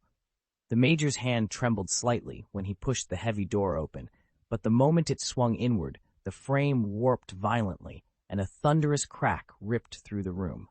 Sawdust exploded in every direction. Instinctively, the major raised the musket and squeezed the trigger, but a gauntleted hand shot out of the haze, seized the barrel, and twisted. With a deafening snap, the wood and metal shattered in two. The major stumbled backward, eyes wide with shock, fumbling for the sword at his hip, but Nethan was already on him. In a single fluid motion, he closed the distance, drove a fist into the major's chest, and sent him flying headlong against the far wall. Rising from the swirling wood chips, Nethan brushed dust from his uniform and regarded the crumpled officer. "Long time no see, Lieutenant Colonel Laika," he said evenly. Laika's face drained of color. He wrenched his sword free, leveled the blade at Nethan's chest, and hissed, "Do you even know where you are? This is the Naval Branch Base." Nethan shrugged, the faintest edge of a smile at his lips. "So?" Nethan advanced on Lieutenant Colonel Laika, a slow, mocking smile playing at his lips. "A pirate with a 22 million Bailey bounty," he taunted, voice low and silk-cut. "Doesn't that suit you perfectly?" "Ha!" Under the weight of Nethan's gaze and the promise of his next move, Laika's composure finally cracked. Drawing his sword in a single fluid motion, he swung a vicious slash at Nethan's head. But Nethan didn't even flinch. He met the blade head-on with a clenched fist. Sparks flew as the steel edge struck the shimmering twist of energy coiling around his knuckles. Click! The blade shuddered against the impenetrable force. Laika's eyes widened at the unexpected resistance. Before the lieutenant colonel could recover, Nethan's other fist surged forward, straight between Laika's chest and abdomen. A concentrated pulse of twisting power struck home with brutal precision. Laika arched backward as an agonized scream tore from his throat. Blood spurted in a dark arc, and with a thud, he collapsed to the deck. Nethan withdrew his fist slowly, expression unreadable. He stood over the fallen officer, breathing steady, every muscle relaxed, as if nothing out of the ordinary had happened. Then came the shout from the corridor. "Stop him!" A dozen figures clad in naval justice cloaks stormed in, Colonel Moby at their head, hands reaching for their weapons. but Nathan didn't flinch. He watched them approach, every inch in command of the moment. And so the standoff began. Nathan spotted Colonel Moby and his men rushing into the chamber. In one fluid motion, he drew his sword and pressed the blade against Laika's throat. "Stay back," he commanded, his voice ice-cold. Moby's eyes blazed with anger. "Nathan, what are you doing?" he bellowed. "I know exactly what I'm doing," Nathan replied, never flinching. "What I don't understand is your Navy's secret T orders. That's why I came here personally, to get some answers." Laika collapsed to her knees, her face paling. Pain laced her voice as she croaked, "Colonel Moby, kill him!" Without hesitation, Nathan shifted his weight, driving Laika's shoulder into the marble floor with his boot. He held the sword firmly against her neck. "You've lost the right to speak," he said, meeting Moby's furious glare. Chapter 9. It's Too Late. Colonel Moby's eyes flared with anger the moment Nathan stepped forward, but beneath that fury he sensed something was amiss. He squared his shoulders and addressed him in a low, even tone. "What do you want to ask?" he demanded. Nathan's gaze didn't waver. "First," he said, "did you make arrangements with him in Taro Town?" Moby's jaw tightened. For a moment he said nothing. Then he shot back. "What arrangements? What are you talking about in Taro Town?" Nathan stared at the colonel for several long seconds. Slowly, he slipped his hand inside his coat, withdrew a small recording device, and tossed it across the room. Colonel Moby caught it without hesitation and pressed the play button. Instantly, the scratchy voice of Rhodes filled the air, deep and conspiratorial, followed by Captain Lecky's measured response. The two men were unmistakably hatching a plan, one that Moby himself should have known nothing about. Around Moby, the lieutenant colonels exchanged grim looks of shock. They had all believed themselves loyal to the same cause, but now this evidence turned everything upside down. Colonel Moby's face went from astonished to murderous in a heartbeat. He fixed Laika, who dared to stand silently beside Nathan, with a silencing glare so fierce it could have cleaved her in two. Laika's eyes flicked downward to Nathan's boot pressing against her heel. She pressed her lips together, refusing to beg. The junior officers and enlisted men who lined the walls stared wide-eyed. Some seemed on the verge of fainting. No one dared move. Moby drew himself up to his full height, his hand falling to the hilt of his sword. His voice trembled with as much rage as authority. "Major," he barked, "clear the room. Every officer, every soldier, out now!" As the door slammed shut behind the last of the men, only Moby, Nathan, Laika, and the silent witnesses inside remained. The colonel's sword glinted under the harsh overhead lights. There would be no turning back now. The conspiracy had been exposed, and justice, however bloody, was about to be served. Moby heard only half the report before slamming his hand down on the console's pause button. His face darkened. "Major, deploy every warship under the colony's command, immediately." He turned to Nathan, eyes cold. "I dropped the ball on this. That ends it. I can't tell you any more. I have to report up the chain." Nathan stood silently, expression unchanged, as Moby strode from the chamber. In his private office, Moby let out a long breath, picked up the secure handset, and dialed the Navy headquarters line. Within moments, he was through. "Major General Stolleberg, this is Commander Moby at the West Sea Branch. I have an urgent situation to report." Navy headquarters was the nerve center of maritime power. On the second floor lay the Central Communications Hub, where reports from dozens of branch bases and thousands of vessels converged, and where orders were issued to every corner of the sea. At the other end of the line, Stolleberg paused mid-sentence. His narrow eyes flew open. "What? That can't be right." His voice tightened with alarm. Commander Stolleberg rose immediately and led the way into the adjoining office. He closed the door behind him and saluted. "Sir, we have a delicate situation that needs your attention." Vice Admiral Doberman leaned back in his chair, steepling his fingers. "Go on," he said, voice low and controlled. Stolleberg swallowed and began. "The incident in the West Sea, while technically a minor matter, has already begun to attract unwanted attention. If word of it gets out, the Navy's reputation there will suffer, and the government may intervene." Doberman frowned. He studied Stolleberg for a moment, then spoke evenly. "Under no circumstances is this to be made public. The Navy cannot afford to lose face, and I don't want politics meddling in our operations." Stolleberg cleared his throat. "Commander Rhodes was involved." Doberman cut him off. His expression turned cold. Leave no loose ends. File the official report to state that the suspect was killed on the spot during pursuit and that Lieutenant Colonel Laika died in the line of duty while engaging the perpetrator. He paused, ensuring Stolberg had absorbed the order. And that's the end of it. Stolberg hesitated, then pressed. Sir, what about the wanted notice already issued? Shall I request its withdrawal from the government? Doberman nodded once, decisively. Do it. Make sure all traces of this reach only our files. He tapped a command code into his console. I want confirmation as soon as it's done. Stolberg saluted crisply. Yes, Vice Admiral, I'll see to it immediately. He turned on his heel and hurried from the room, leaving Doberman alone with his thoughts. Doberman cut Stolberg off with a dismissive wave. His expression was cold and uninterested. He's just a pirate hunter, he said. He can't hold a candle to the Navy's reputation. You know which matters more, don't you? Stolberg's face flickered through several emotions before he let out a weary sigh. Without another word, he turned and left Doberman's office. Doberman shook his head, muttered under his breath, and bent back over the stack of reports on his desk. When Admiral Moby received the communiqué from Naval Headquarters, there was no surprise on his face, only a tight pull at his jaw. He'd anticipated this outcome. A lone pirate hunter on Rhodes stood no chance against the might of the Navy. It was inconceivable that they'd retract a wanted notice for someone so insignificant. With a quiet click, he ended the transmission and rose from his chair, his features unreadable. Moments later, Moby strode into Lieutenant Colonel Laika's office. There, amidst the hushed tension, stood Nethin. He looked every bit the calm professional. Road shoulders, steady gaze, while Laika slumped against the far wall, exhaustion etched into his posture.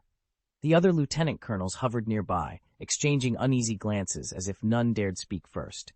Moby stared at Nethin for a long moment before nodding curtly. The room seemed to hold its breath. Nethin returned the nod. Though mere seconds passed, it felt like an eternity. Then, in that charged silence, everyone knew the next move, and that the Navy's verdict would fall without bias or hesitation. Nethin had been convinced that Rhodes was responsible for Tujen's death, so he never suspected the real conspiracy was orchestrated by Laika and the Capone Syndicate, and that even they had been duped. When Colonel Moby returned, the lieutenant colonels who'd been in disarray snapped to attention, eyes fixed on him as they waited for orders from headquarters. Moby strolled to the front of the formation and regarded Nethin, who was still standing over the defeated Laika, without a flicker of surprise. The directive from command has arrived, he announced evenly. Almost at once, Moby's body exploded into white-hot flame. He drew the long sword at his side in one fluid motion and charged. The blade thrummed with an almost palpable energy, far exceeding anything Laika or the Capone operatives had ever mustered. A faint, crackling aura pulsed along its razor edge. Nethin reacted on instinct. With a light push on the floor, he vaulted backward, skimming the ground to put distance between himself and Moby's onrushing strike. At the same moment, Laika, caught in the blade's sweep, was cleaved in two. Silence fell as the echo of steel faded.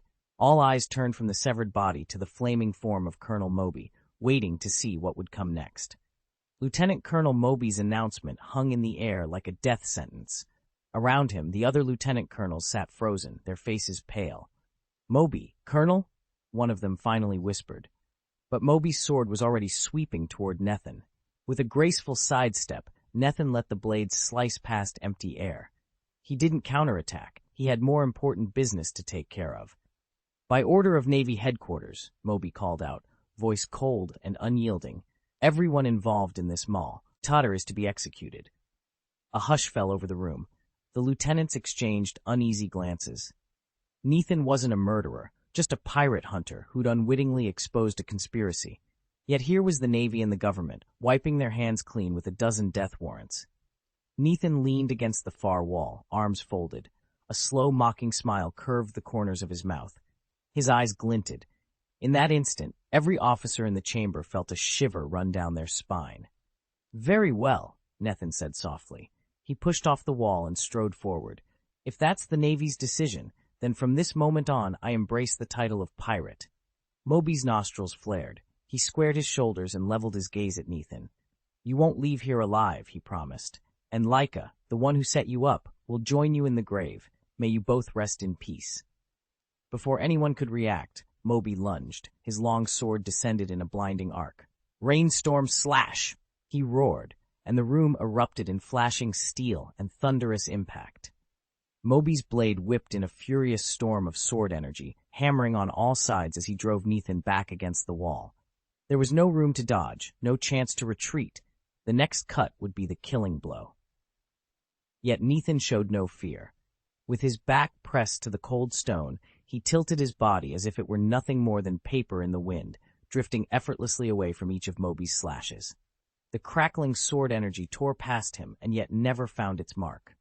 In a heartbeat, Nathan spun his sword in a deadly backhand. Moby barely raised his own blade in time to parry, but a hair-thin opening remained, and Nathan's point slid through it like water. The steel bit into Moby's arm, drawing a red stain across his sleeve. That's paper painting," someone in the watching crowd gasped. But how could he be using a Six Naval-style technique? "If Rhodes's famed move was anything like this," a second voice added, "then this is unmistakably the paper painting form of the Six Naval style." Rhodes said nothing. Nathan slipped forward with the fluid grace of his papercraft evasion, blade flashing in hand as he dueled Colonel Moby. In an instant, he unleashed his twisting fruit ability. The two swords clanged together, warped by invisible forces, then collapsed into jagged scraps of metal. Boom! Nathan's fist shot out, and Moby instinctively crossed his arms to block, only to feel a bone-shattering twist surge through his limbs. Tendons tore, blood spurted, and a strangled cry echoed across the courtyard. Several lieutenant colonels finally snapped to attention and charged in, swords raised, but Nathan smirked and slammed his arms upward, fully awakening the twisting power. Every blade in the air faltered as if caught in a vice, then shattered into powdering steel. With cold precision, Nathan stared down at the disbelieving Moby, sprawled and broken, chest heaving. He lifted his boot and drove it into the colonel's ribs. Blood sprayed, painting the stone floor as Nathan stood unflinching over his fallen foe. The handful of lieutenant colonels staggered back, their faces drained of color. A cold dread washed over them, and for a long moment, no one spoke. Nathan advanced slowly toward the stone wall at the edge of the clearing. His voice was quiet, so quiet it cut deeper than a shout. "Go tell the admirals who gave these orders that I never chose to be a pirate. You drove me into this." He paused, his calmness rippling through the onlookers like ice water. Around them, spilled blood glistened crimson on the ground, as though the very earth had opened onto hell itself. "I'm nothing to you now, just another expendable pawn," he continued. "But take this warning to heart. Today's decree will chart the course of these seas. Someday you'll look back on this moment and wish you'd chosen differently, if it isn't already too late." With that final, measured line, Nathan lifted his hand and pressed it flat against the wall. The stone groaned and buckled beneath his palm. In a heartbeat, a 2-meter-wide section twisted inward and crumbled. Nathan didn't hesitate. He vaulted through the widening gap just as the rock gave way. A thunderous cascade of stones and dust tumbled to the ground, leaving only the hollow echo of impact and the stunned silence of the officers behind. Chapter 10. Recruiting Robin Navy Headquarters, Doberman's Office. Lieutenant General Doberman's fist pounded the solid oak desk, splintering its surface. The thunderous blow reverberated through the room as he shot to his feet, eyes blazing with fury.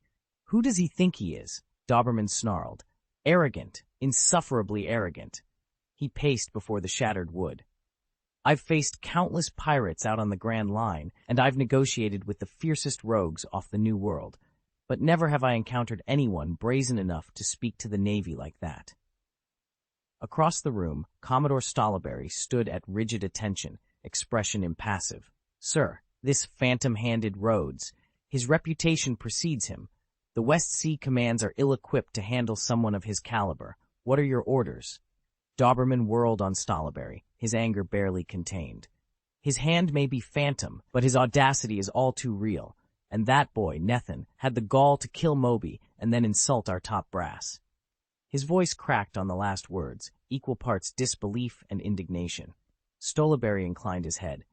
At first, I had some sympathy for Nathan, but after his attack on Captain Moby and the public tirade against the Admiralty, there's nothing left but contempt.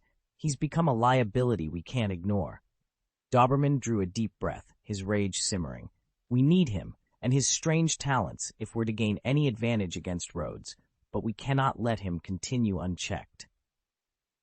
He locked eyes with Stolaberry. Prepare a special assignment. We're going to recruit Robin. Stolaberry's lips curved in a faint, knowing smile.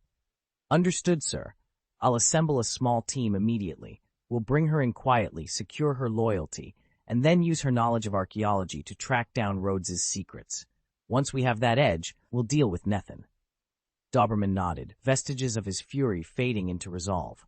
Good. Every move must be precise. This time, the Navy will not be humiliated. As Stolaberry turned to carry out the order, Doberman stared at the jagged remains of his desk, the weight of the coming operation settling on his shoulders. The hunt for Robin and the confrontation with Rhodes had begun. Captain Doberman drew 2 deep breaths, forcing down the anger burning in his chest. His voice was icy as he issued the order. Alert every Western Sea Branch base. Place the Ghost Hand Rhodes on our most wanted pirate list. Grant each base full authority to neutralize him, no exceptions. Yes, sir. Stolaberry nodded gravely.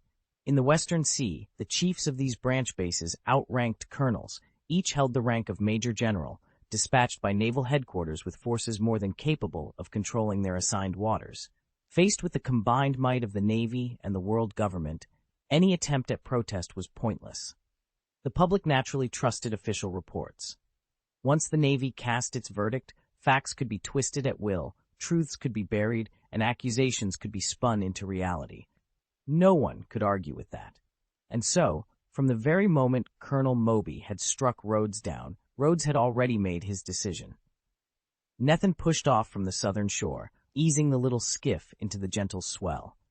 The Navy brass had already branded him a pirate, with an official warrant promising a fortune to anyone who brought him in dead or alive.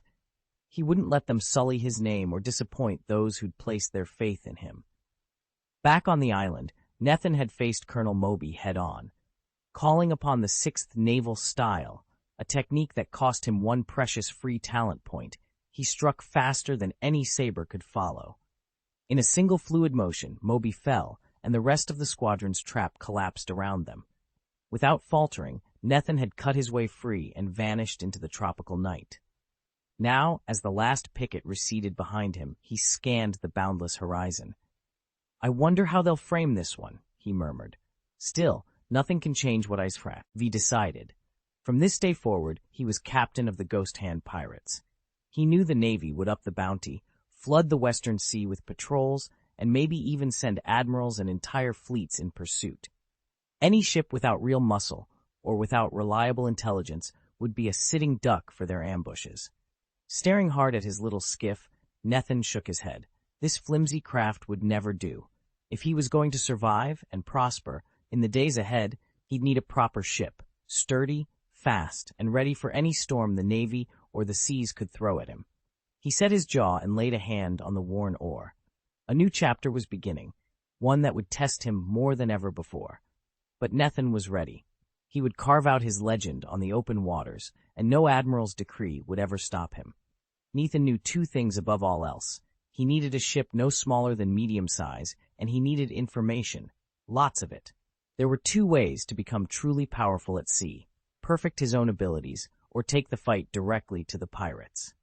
But pirate hunting demanded intelligence, and that meant assembling the right crew. His first and most crucial recruit would be someone who thrived in the shadows and absorbed every scrap of data: Nico Robin. Their destination was Gear City, where the clandestine intelligence network maintained a hidden headquarters beneath the bustling streets. Nathan and his small party slipped into a narrow service tunnel that descended 100 feet below the city's neon glow, emerging into a cavernous subterranean command center. There, under harsh fluorescent lights, Nico Robin stood at a broad steel table, meticulously sorting through stacks of files, notebooks, and loose-leaf pages. Robin had earned her PhD in archaeology by age 8. Her memory and analytical prowess were the stuff of legend. In just months with this network, she had developed the uncanny ability to scan the most complex dossiers, commit every detail to memory, and recall any fact on demand. Today was no exception. She placed the final sheet atop the last pile, closed her eyes for a heartbeat, and reopened them, her gaze calm and focused. Across the table, Tren, one of the network's senior operatives, watched her with a nod of approval. With that silent acknowledgement, Nethan felt the first crucial piece of his crew fall into place. He stepped forward, ready to introduce himself, and set their plan in motion. Trun lifted his coffee cup, took a deliberate sip, and let out a satisfied nod. Very good. Now go burn every last one of these intelligence files. He studied Nico Robin, the so-called devil child, with a 79 million berry bounty, and allowed himself a wry smile. It had been a gamble to bring her aboard, but her knack for analyzing information was exceptional. Otherwise, he'd have handed her over to the Navy in a heartbeat. Robin gathered the stack of papers from the desk, retreated to a corner, and set them alight. Within moments, only ashes remained. She returned and stood quietly before him. If I remember correctly, Trun said, setting his coffee down, you're 16 now, right? Robin simply nodded. Leaning back in his chair, Trun let a small arc of a smile cross his lips. 16's a great age. If not for that 79 million berry bounty, you'd be the perfect assistant. Robin remained silent. Trun eyed her for a moment, then tapped a finger against his mug. So, besides processing intelligence, what else can you do? Dance. Robin shook her head. No. Trun stood, a playful glint in his eye, and strode over. He reached out two calloused fingers, aiming to tease her chin with a light tickle. Robin's expression stiffened, and she instinctively took a half-step back. When Tron's fingers traced through empty air, his curiosity flickered out. He drew his hands behind his back, a cold glint in his eyes. Undress, Nico Robin. Robin froze. The words hung in the air like a threat. When she didn't move, Tron's voice sharpened. I said, take off your clothes. Didn't you hear me? Robin's heart pounded. Ed, she stumbled backward, mind racing. For 8 years, ever since she was 8, she'd been dragged deeper into the underworld by promises of rewards. She'd seen enough cruelty and darkness to last a lifetime, but she'd never faced anything like this. You're going to defy me? Tron's lips curled in contempt. You forget how much I risked for you, 79 million berries in bounty, all to claim you for myself. Robin's breaths came in shallow gasps as the cold reality of her situation settled over her. She squared her shoulders, summoning every ounce of defiance she had left. Chapter 12. Tron's words hung in the air like a guillotine blade. The Navy's bounty on your head is now 79 million Baileys. At the mention of that staggering sum, Robin's face went tense. His jaw clenched so hard his teeth sank into his lip. A thin rivulet of blood welled at the corner of his mouth. For 8 years he'd been a fugitive in the high plateaus of Tibet, living hand to mouth, always watching his back. His sharp mind and unshakable composure had kept him alive when others would have perished. But this, to be reminded, here and now, of how close he was to capture, felt like the ultimate indignity. Survival or dignity? Which was more important? Robin fought the question as his teeth bit deeper. He tasted iron, warm and bitter. Tron studied him with a casual smirk. You look like you haven't been caught yet, he said, his voice low and mocking. Too bad. With a price that high on your head, the moment you slip up, the Navy will close in. Then you'll get what you've never experienced. Robin's silence was his only answer. He'd sacrificed everything to stay alive, his home, his sense of peace, even his pride. Now, stripped of dignity, he felt the old desperation creeping back. Then, without warning, the ground shuddered beneath their feet, and a thunderous boom split the air. The heavy oak door thundered inward, its lock splintering in a spray of sawdust. Tron, who had been watching Robin's reaction, whipped his head toward the noise, fury in his eyes. A moment later, Nethan stepped through the wreckage. He'd arrived 30 seconds ago, found the door locked, and simply decided to make his own entrance. Brushing sawdust from his jacket, he raised a single brow. Sorry about the door, he said coolly. I hope you don't mind. Robin and Tron exchanged startled glances as Nethan closed the distance between them. He stopped a few paces from Robin and studied him with an even, appraising look. You don't seem to be having much fun here, Nethan remarked. How would you like to change your identity and your future and join my crew? Robin opened his mouth to answer, but before he could speak, Tron stepped forward, face darkening. "Are you seriously poaching my assistant right in front of me?" he growled. Nethan's lips curved into a faint, confident smile. "That's exactly what I'm doing." Nathan Rhodes turned toward Nico Robin, his expression steady and expectant. "So," he said, voice calm but charged with purpose, "what do you think, Nico Robin?" For a heartbeat, Robin froze. No one had ever asked her so directly to join their cause. Despite her youth, her composure and clarity of mind far outstripped those around her. In an instant, she took in everything: the glint of determination in Nethan's eyes, the promise of the open sea, the unspoken trust in his invitation. Then she lifted her chin, met his gaze, and nodded serenely. "It would be my honor to serve under you, Captain Rhodes." Chapter 11. A 40 million bounty. Rhodes leaned back in his chair, a satisfied smile playing on his lips. Working with Nico Robin was always effortless. Her calm composure and keen intelligence made every exchange a pleasure. It was precisely why he'd kept her on his personal roster of aides for so long. Across the mahogany table, Tron's eyes darted between Rhodes and Robin. First came shock, then a flash of fury. "Damn you, Robin! After 6 months of covering for you." His words cut off in a sudden crack.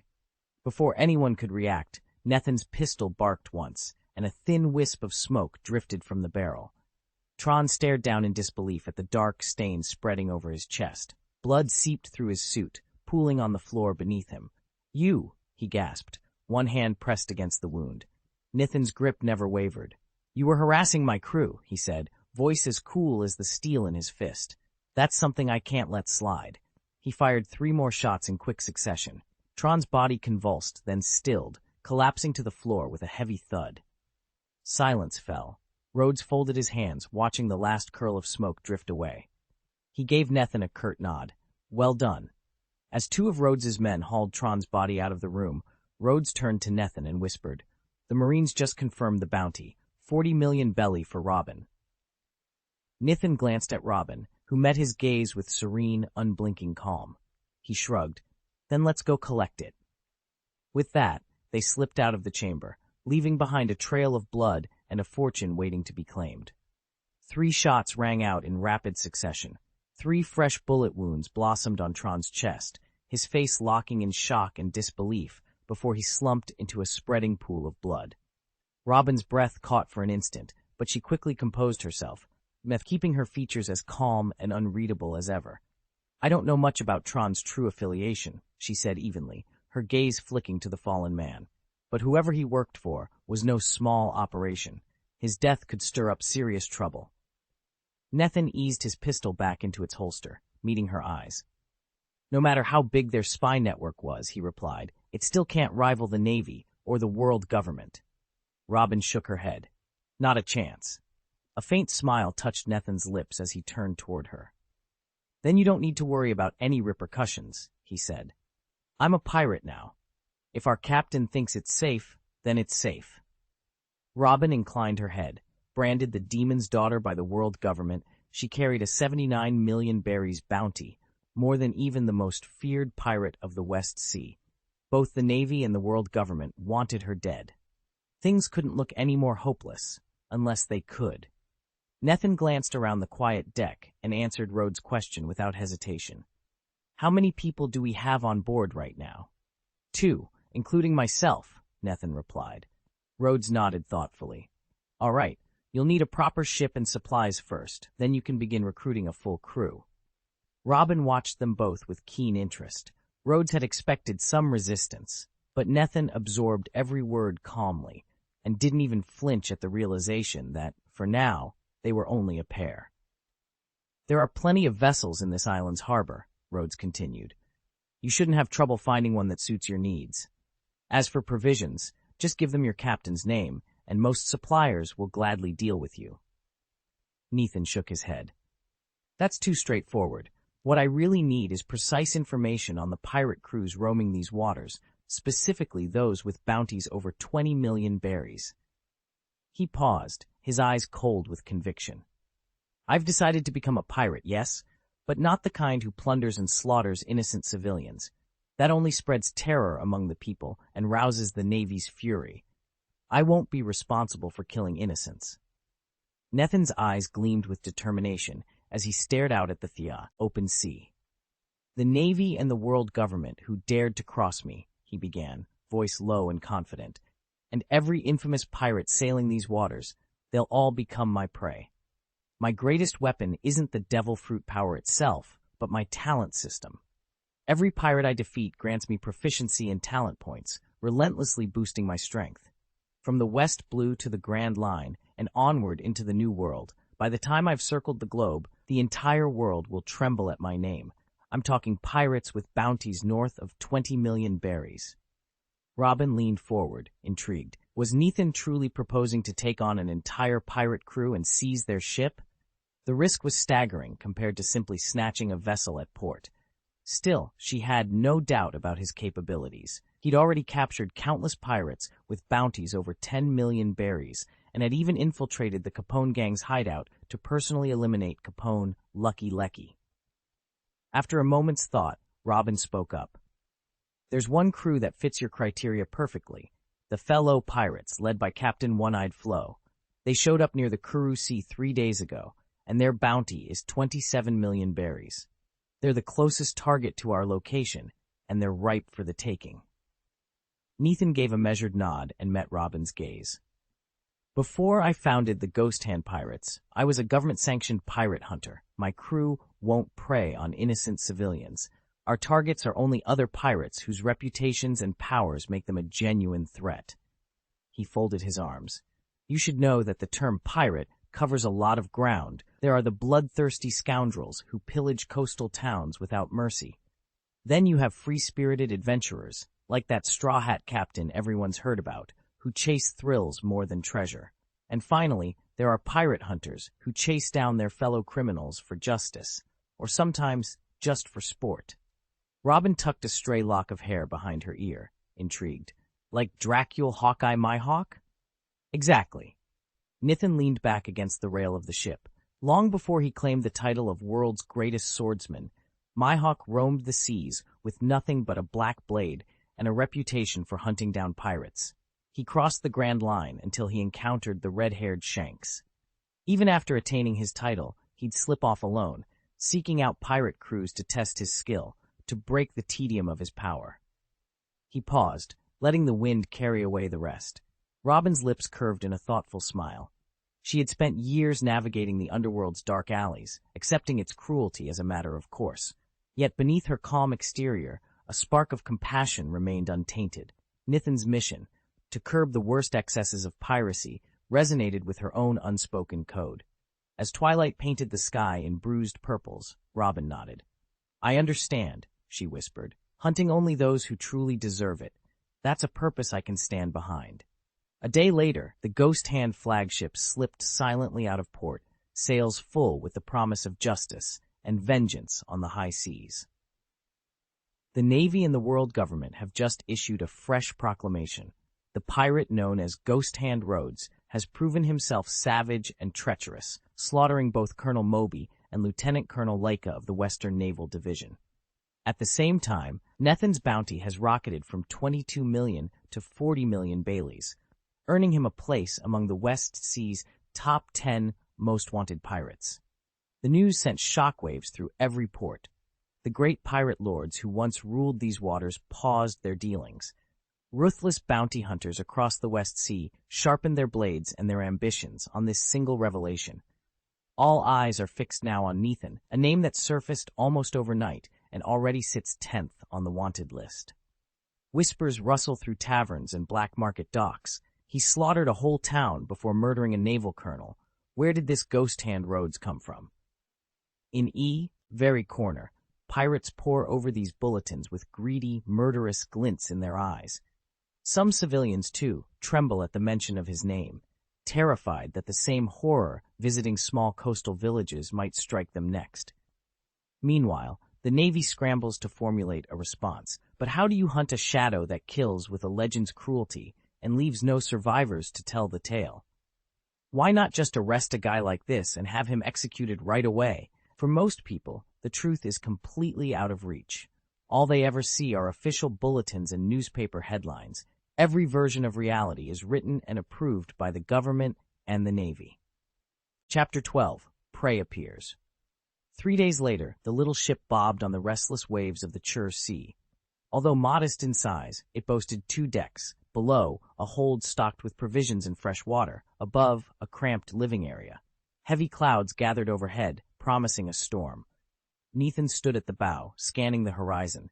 His seamanship, a talent honed through the life skills training, was genuine, even if it lacked the uncanny instincts of a prodigy navigator like Nami. Without that skill, he would never have dared to lead daily pirate hunts in such a frail vessel, constantly at risk of being dashed against hidden shoals or swallowed by sudden squalls. As it was, he was just strong enough to keep them afloat when the wind and waves turned hostile. "Robin," he called over his shoulder, voice firm against the rising wind. "Furl the sails and haul in the lines. Ready the oars. We'll have to row for shelter." Robin's eyes flicked to the darkening sky, concern briefly flashing across her face. Then she braced herself, crossed her arms, and activated her devil fruit power. Phantom arms sprouted from her torso, snaking up to the mast. With astonishing speed, they lowered the sails, tied off the halyards, and secured every rope. As the last sail thumped against the mast, Nathan leapt down to the rower's bench. He grasped an oar, planting blade to water. "All right," he ordered. "Head for that rocky cove to starboard. Keep your heads low and your strokes strong. Storm or no storm, we're not going back empty-handed." Lightning crackled in the distance, and a rumble of thunder spurred the crew into motion. They bent to their oars, cutting through the churning sea toward a narrow inlet where, according to their informant, a band of pirates had beached a prize. The rain began in fat drops, but none slowed their progress. Nathan's heart pounded with anticipation. Prey was in sight, and this time they'd be ready. The moment Robin sprang into action, the 6 oars along the boat's sides seemed to multiply their power. Dozens of slender blossoming arms, Robin's devil fruit gift, sprang forth and gripped the oars, each stroke driving the hull faster through the waves. Captain Rhodes watched with undisguised pride. One woman's skill had outperformed what an entire crew of rowers might have achieved. Had she not already been one of their officers, Rhodes mused, he might not have needed any crew at all. At the helm stood Nathan, his eyes never leaving the sky. He tracked the shifting positions of the sun and a faint break in the clouds, checking them against his brass compass and meticulously drawn charts. With every adjustment of the rudder, he guided them away from the brewing storm, steering a course deep into the Chur Sea.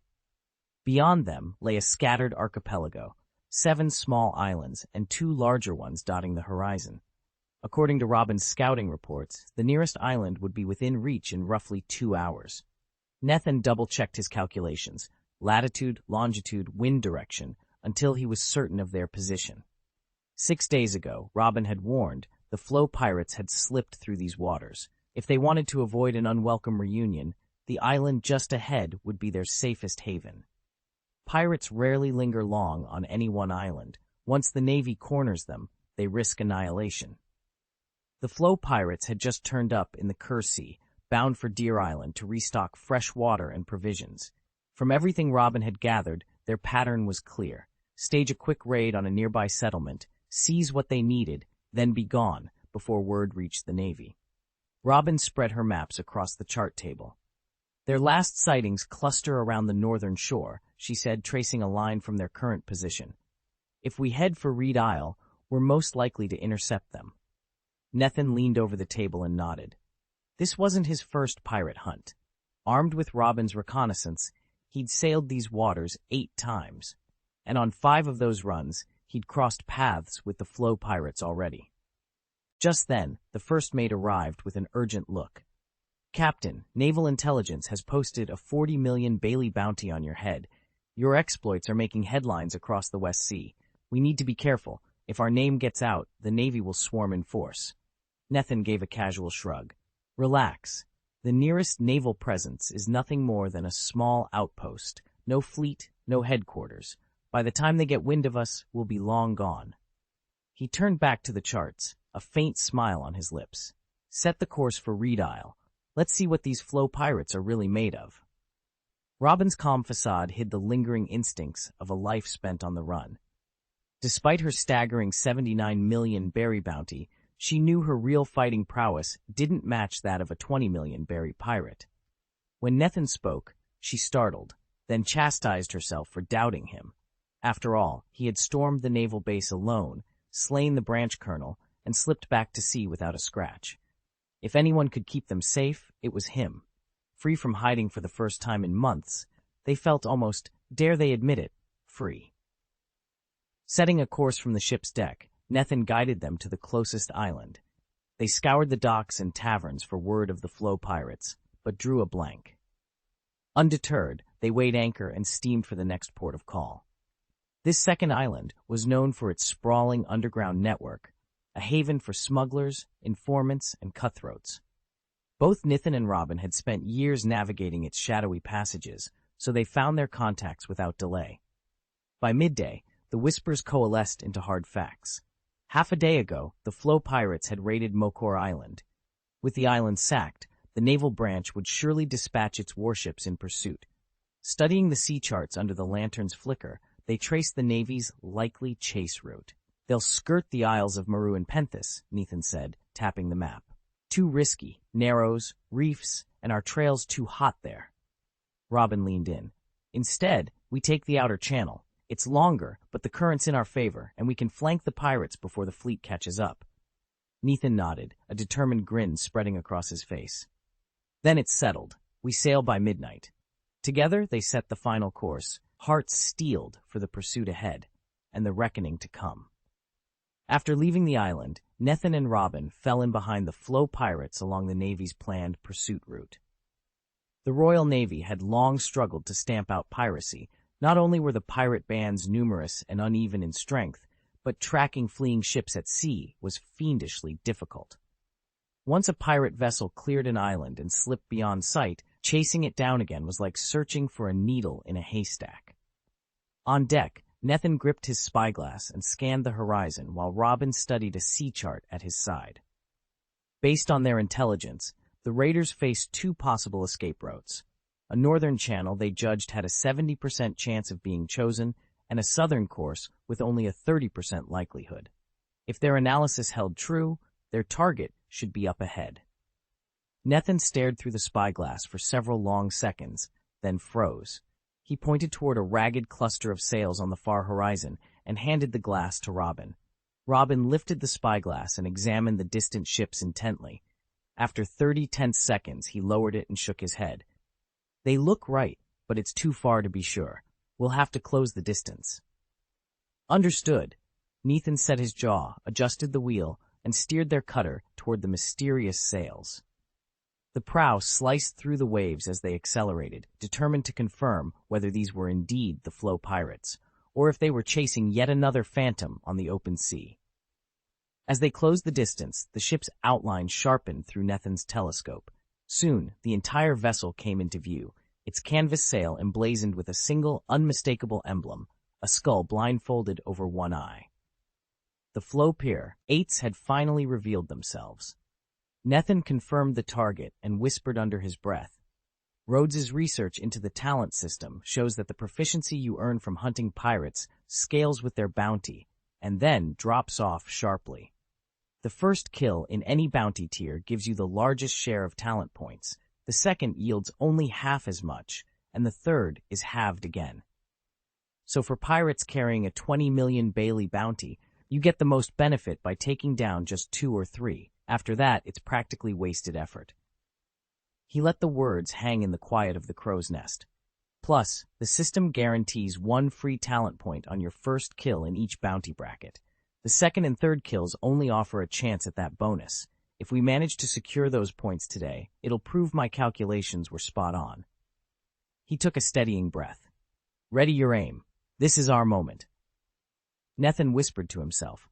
Just a few months ago, he'd taken down 4 or 5 pirates in a row, each carrying a bounty of 7 or 8 million berries. Now he hungered for even greater challenges. If he wanted to grow stronger, he knew he couldn't rest. Next came 20 million, then 30, 50, 120, 300 million, and, ultimately, the greatest prize of all, the 4 emperors. Chapter 13, One-Eyed Flow. All hands on deck wore a patch over their right eye. no exceptions. It was Captain One-Eyed Flow's ironclad decree, and every member of the Flow pirates proudly complied. From his perch in the crow's nest, the lookout was the first to spot movement on the horizon. "Ship approaching," he called, voice taut with curiosity. Below, the pirates peered through spyglasses. What drifted toward them was no grand galleon but a lone longboat. A ripple of indifference passed through the deck crew. Small craft rarely carried treasure. There wasn't much to plunder. Yet one pirate frowned and questioned the sentinel. "Did they head straight for us? You saw our black flag, didn't you?" A pause. Then the lookout's answer came clipped and tense. "Aye, they're rowing full tilt in our direction." That detail pricked at his fellow sailors. Normally, a merchant vessel spotting pirates would flee. Charging right in? That was the behavior of pirate hunters, vessels licensed, even eager to hunt down rogues at sea. Realization struck the lookout like a bolt. "Could be a hunter," he warned, his voice low. Almost instantly, he bounded down the rigging. "To the captain," he shouted. "I've got a strange little boat bearing down on us. Might be a pirate hunter." Heads turned, murmurs rippled across the deck, and in the ship's wardroom, Captain One-Eyed Flo rose from her map-strewn table, one hand instinctively touching the rim of her own eye patch. "Pirate hunter?" she echoed. A dangerous prospect, but one she would face with eyes wide open. As soon as the words pirate hunter passed their lips, the previously indifferent crew snapped to attention. A few men bolted below to alert Captain Flo. One-Eyed Flo, who'd been dozing in his cabin, was jolted awake by the commotion. Irritated, he yawned widely, stalked up onto the deck and glared at the distant ship. "A pirate hunter? I'm One-Eyed Flo, 27 million in Bailey bounties on my head. Who's bold enough to go after me? I've no patience for this." He scratched the back of his head and barked an order. "Cannons! Fire at that vessel!" "Aye, Captain!" The gunners hustled to load powder and shot. Moments later, thunderous booms echoed across the water as cannonballs arced through the sky and smashed into the waves around Nethan's boat, sending walls of spray skyward. Nethan drew a sharp breath. "Robin, get below deck!" he shouted. He knew Rhodes's twisting power might deflect a regular sword slash, but it wouldn't stop musket fire or the devastating impact of a cannon blast. Nethan leaned over the rail, watching the pirate gunners on the Flow's ship swap cannon shots with his little transport. Luckily for him, these weren't Navy regulars. Their volleys were disorganized, scattered. They could never sustain the kind of concentrated barrage that might overwhelm him. He didn't intend to shield every shot anyway. As soon as this boat had carried him close enough to the enemy deck, he'd abandon it, springing straight onto the pirate ship in one clean strike. Suddenly a cannonball shrieked past. Nethan felt the rush of wind overhead. With a powerful push-off from the deck, he rolled sideways just in time. The iron ball slammed into the ship's bow with a deafening boom, splinters of wood spraying into the air, gunpowder smoke choking the forward deck. Dodging cannon fire was no small matter. Halting a shot outright with his devil fruit power, or fracturing it with a blade would have been nearly impossible. Even a grazing hit could shatter bones. Yet Nethan remained unnaturally composed.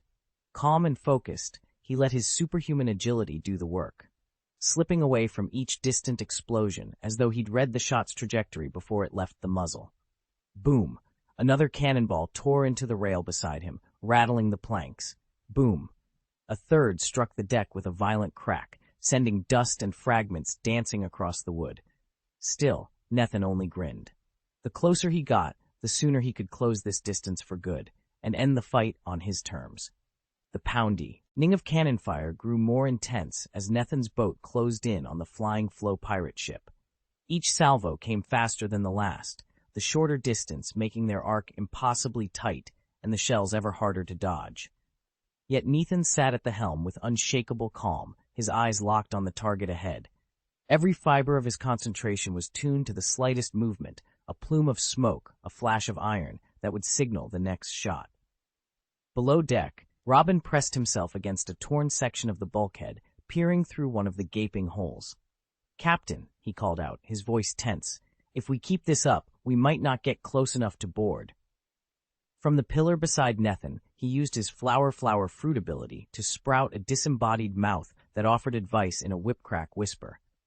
Nethan spared it a sideways glance but gave no sign of surprise, Robin's quirks were legendary by now. "Relax," he replied evenly. "We'll hold our distance." He tracked the closing gap, 50 meters, 40, 30. At 30 meters, he finally allowed himself a small nod. "That's perfect. Hold this line." With that, he guided the boat into position, ready to strike at just the right moment. Nethan's eyes flared with purpose. Without a moment's hesitation, he lunged upward, vaulting onto the tallest point of the wrecked boat. He planted his foot with such force that the wooden railing splintered beneath him. With a single, fluid motion, he arced through the air and crashed onto the deck of the Flow Pirates' ship. The marauders had been jeering at the burning hulk they'd set ablaze, their teeth bared in wicked grins. At the sudden impact, every laugh died. "Look up there, by the mast," one pirate gasped. "Captain, we've got company." But before the uproar could really take shape, Nethan whipped out a dagger and slashed through the rigging. The sail ripped apart, collapsing in a billowing heap, and he dropped lightly onto the masthead as shards of wood rained around him. Their surprise quickly curdled into horror. No ordinary man could have made that leap. Pirates stumbled backward, eyes wide. A few rubbed their necks as if to steady a memory. Then recognition struck them like a cannonball. "That's Ghost Hand Rhodes," one of them stammered. "The Ghost Hand who killed the Navy colonel, and now there's a 40 million Bailey bounty on his head." Fear spread like wildfire across the deck as the infamous bounty hunter stood silhouetted against the shredded sail, dagger in hand, and prepared to strike again. Nethan paused for only a heartbeat as he surveyed the pirate ship below. Then, smooth as a cat, he leapt, clearing the gap in one bound, and landed squarely on the deck. The dozen or so pirates clustered around him froze. "Ahoy, friends," he said, voice calm and even. "Judging by the damage to my little cutter, you lot owe me a favor. My apologies for the inconvenience, so I'll be using your ship to make it right." A nervous murmur ran through the crew. They had heard the rumors. Ghost Hand Rhodes, the one-man scourge who'd single-handedly raised an entire port and even slain a naval colonel. Mad? Cruel? They'd thought him a pirate hunter of dubious skill, but now that infamous name cut through their bravado like a blade. From the shadows shuffled a massive figure, one-eyed, scarred, and exuding menace. Captain One-Eyed Flo. He let his remaining eye narrow, appraising Nethan with a predator's smile. "So you're Rhodes, are you?" Flo rumbled, voice low. "The so-called pirate hunter. No, better call you Pirate Ghost Hand Rhodes." He spread his arms, revealing the broad deck and the men behind him. "A 40 million berry bounty on your head. Name of the game. You want this ship? How about joining us instead? With your strength and my crew, we'd rule the West Blue together. Few would dare stand in our way." Nethan glanced around at the hardened faces waiting for his answer. The sea breeze carried the promise of blood and gold, and at that moment he knew his next move would set the course of all their fates. Nethan could have Capchu, Red One-Eyed Flo long ago, if he'd been a pirate hunter. But he wasn't. He was a wanted pirate himself, with a hefty bounty on his head. Now, alone in a hostile port, he needed a ship, and Flo's crew, the Blue Pirates, could carry him across the West Blue. One-Eyed Flo's own bounty stood at 27 million berries. Calmly, Nethan stepped forward. "I'm offering you a deal," he said, voice flat. "I want you to sail under me." Flo's expression darkened. He spat out a cruel laugh. "You really don't understand your situation, Ghost Hand Rhodes." At his signal, half a dozen blue pirates snapped their flintlock pistols from their belts and drew cutlasses, fans of steel catching the torchlight as they formed a circle around Nethan, ready for battle. Chapter 14. The Legendary Swordsman. Chunla Nethan faced the pirate horde single-handedly, his expression unreadable, almost indifferent. Around him, swords clanged and the deck groaned under scuffling feet, but he remained utterly composed. Before anyone could grasp what was happening, he vanished in a flicker of motion. With a thunderous whoosh, Nethan stepped off the deck's planking as if the air itself had caught him. In the same instant, he reappeared at the ship's starboard rail. His right fist connected with a burly pirate's jaw in a single devastating blow. The man crumpled like a marionette whose strings had been cut.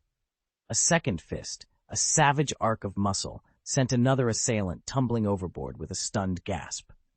As the salty wind whipped past him, Nethan's left hand dipped to his hip. The pistol was free in a heartbeat. He brought it up, aimed into the mass of assailants still gathering their wits, and squeezed the trigger. Bang, bang, bang, bang, bang, bang. 6 shots echoed in rapid succession. 6 pirates slammed into the deck, groaning and motionless. It happened so fast, even One-Eyed Flo, the ship's only lookout, barely had time to shout a warning. For a heartbeat, the remaining pirates stood frozen, eyes wide, sweat beading on their brows. Then instinct took over. Fire! Kill him! 6 rifles flicked up, muzzles dipping toward Nethin. Even as they squeezed their triggers, the ship creaked under the weight of the oncoming storm, and the swordsmen awaited them, calm as ever. Nethin slipped through the scattered planks, just as the pirates' muskets barked. Boom, boom. Chips of wood flew in every direction, but he was already among them, disappearing into the scrambling mass. A sudden shout rang out. Watch out! He's here! In the tight crush, guns were little more than noise. Swords flashed free, blades whistling toward him. Rather than dodge, Nethin planted his feet and drove a fist straight into the first pirate's sword arm. A crackle of twisting energy rippled around his fist, and where steel met force, the blade seemed to freeze midair. Under the wrenching torque, the iron bent like taffy and snapped apart in jagged shards. His power didn't stop there. The residual energy burst outward, sending 3 more attackers sprawling. Bones snapped with sickening cracks as limbs buckled in impossible angles. Agonized screams cut through the panic. Ah! What kind of power is this? The rest of the pirates froze, horror etching their faces as fear rippled through the crowd like wildfire. One-Eyed Flo's heart hammered in his chest as he watched his men falter. If only their shots had been swifter, their aim crisper, but against Nethin's raw, inexplicable power, they stood no chance. With a single punch, Nethin had turned one pirate into a grotesque pulp, bones and flesh contorted into a quivering mass. Terrifying, unnerving. Had he eaten a devil fruit? Flo narrowed his good eye. He'd tangled with devil fruit users before. He knew how dangerously unpredictable those abilities could be. But this wasn't the sluggish, elemental power of a fruit. It was something else entirely. Ghost Hand Rhodes, Flo called, tightening his grip on the hilt of his sword. His voice was low, edged with forced calm. You refuse to join me? I'll make you first mate, second only to me on this ship. He thrust the blade in Nethin's direction, trying to force the issue. To Flo, the mangled bodies of his subordinates were meaningless. What mattered was recruiting someone with true might. Nethin's dark eyes flicked over him, expression unreadable. He said nothing. Once the remaining pirates at the fringes of the fight had been driven off, Nethin shifted his weight, coiled like a spring, and then he was gone. For an instant, all Flo saw was a ghostly afterimage. Next, Nethin materialized inches from his face, every inch of him coiled for the kill.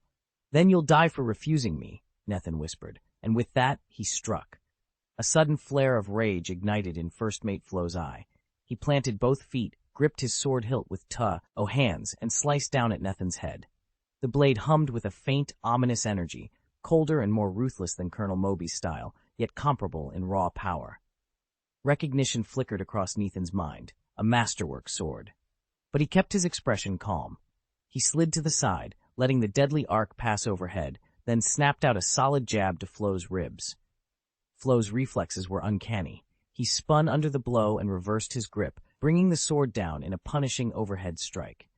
Nethin twisted clear just in time, the steel cutting air inches from his face. Shoot him! Flo snarled, locking an arm around Nethin's waist and pulling him off balance.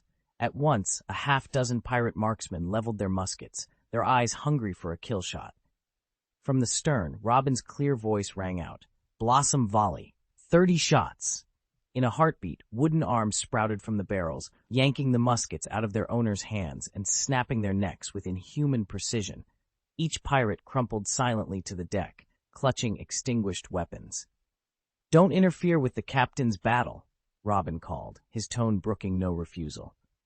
At just 16, the flower fruit had already given him absolute control over any ordinary crewmate. With a single command, he'd neutralized every would-be shooter. Freed from the musket's threat, Nethin squared his shoulders and faced Flo once more, ready for the next exchange of steel. Many of the pirates froze in fear as Robin's powers flared again, and even One-Eyed Flo felt a chill crawl down his spine. He'd never imagined that Nethin would have an ally at all, let alone another devil fruit user. Robin posed no further threat, so Nethan turned his gaze back to Flo. Flo's strength was nothing to scoff at. As a pirate rumored to rival a marine colonel, he wielded his famed sword, the cutlass of the rogue, with deadly skill, but even that was no match for Nethan. In one swift motion, Nethan closed the gap. Flo swung his blade in a desperate arc, but Nethan's fist met the steel and shattered it, sending the sword spinning free. It thudded into the ship's wooden side, quivering in the plank. Pain contorted Flo's face. Blood seeped through torn flesh and cracked bone in his left arm. Panic flooded his remaining good eye as he staggered backward. "Please, don't kill me," he gasped, voice cracking. "I'll give you my ship. Anything. Make me your subordinate." Nethan's expression stayed cold and unreadable. Without hesitation, he took a single step forward and punched again. This blow smashed into Flo's chest with such brutal force that the pirate dropped to his knees, his plea cut off in a gurgle. A stunned hush fell over the deck as Flo collapsed, the fight draining from him in an instant. Nethan stood over the fallen one-eyed Flo, the crisp chime of the system notification still ringing in his ear. A satisfied smile curved his lips as he stepped aside and lifted the massive sword Flo had wielded. "Robin, do you recognize this blade?" he asked, turning to the witch's apprentice hovering nearby. Robin drifted closer, examining the weapon's inscriptions and gleaming edge. "I'm not a swords expert," she admitted, "but my records cover every known forge in the realm. This sword was crafted by the 21 Great Blades Consortium and is called the Blade of Joyful Spring." Nethan's eyes widened. He'd assumed it was just one of the 50 fine quick blades, common enough among mercenaries. He hadn't expected Flo to carry a true 21 Great Blade. In their world, the top rank belonged to the Supreme Great Blades, only 12 ever made, followed by the 21 Great Blades, of which only 21 exist. He hefted the Blade of Joyful Spring in his hand, testing its balance. Though his vibration fruit granted him exceptional control over shockwaves, he discovered with a frown that he couldn't transfer that power into the sword itself, unlike those who wielded the legendary shaking fruit. The blade remained still, immune to his attempts to resonate it. Nethan sheathed the extraordinary weapon at his side and turned his gaze forward. 121 Great Blade in hand was more than enough. Now he just had to decide what to do next. Nethan knew that forcing his twisted power through the sword would shatter the blade outright. In truth, the weapon served him in only one way. It proclaimed his identity. Claiming Sharp Blade number 21 was a welcome bonus, but it wasn't what truly excited him. Slaying One-Eyed Flo had earned him a hefty reward, 50 points of talent proficiency and a free talent point. It was the first time he'd taken down a pirate with a bounty north of 20 million, and the prize fit the danger. With that extra talent point and the proficiency boost, he was finally on the verge of unlocking the first branching ability of his twisted fruit, provided nothing unexpected happened. Chapter 15. Distorting Light. Nethan didn't rush to activate his talent system. Instead, he turned and faced the remaining pirates, their spirits utterly broken beneath Robin's watchful glare. Only 13 men stood before him now, and every one of them trembled, the memory of One-Eyed Flo's brutal end still fresh in their minds. Robin, standing beside the hulking figure of Rhodes, spoke up. "Captain Nethan, 13 survivors remain." At the mention of Flo's name, the pirates' shaky bravado collapsed entirely. Old veterans who once boasted of their strength now knelt, weapons clattering to the deck. "Mercy, Captain," one begged. "We surrender." "Spare us," another cried, voice cracking. Nethan let his gaze drift over them, expression calm and unyielding. 13 was far too many. He shook his head slowly. "I don't need that many underlings." A cold hush settled over the deck. The pirates exchanged terrified looks, uncertain what the captain intended. Nethan continued, his voice level. "I need only 5 of you." Silence. Then panic. 8 men would be left without a purpose, without life. One pirate dared to speak, voice trembling as badly as his hands. "You're asking us to kill each other?" Nethan's lips curved into a faint, unkind smile. "Fight for your place, and the strongest 5 will live. The rest will be buried at sea." With that verdict hanging in the salt-thick air, 13 men braced themselves. The bloodlust that once united them twisted into desperation and fear. As blades slipped free from sheaths, Nethan stepped back, watching the deadly contest unfold. In the distorted light of the sinking sun, only the ruthless would survive. Teeth clenched, one pirate tried to speak, but before he could finish, Nethin's sword flashed out and drove clean through his chest. Blood spurted across the deck, and a stunned silence fell over the crew. These weren't the foolish cutthroats the Straw Hats had once tolerated. They were ruthless, cunning killers.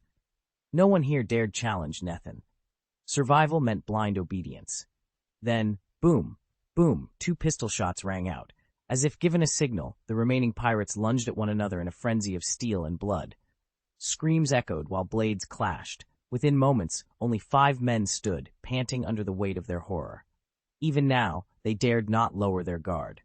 If Nethin chose to spare only 3, any man caught off guard would find himself number 6. Nethin's eyes swept over the trembling 5 before he spoke to Robin, who stood at his side. "I'll leave this to you." Robin nodded crisply. "Yes, Captain."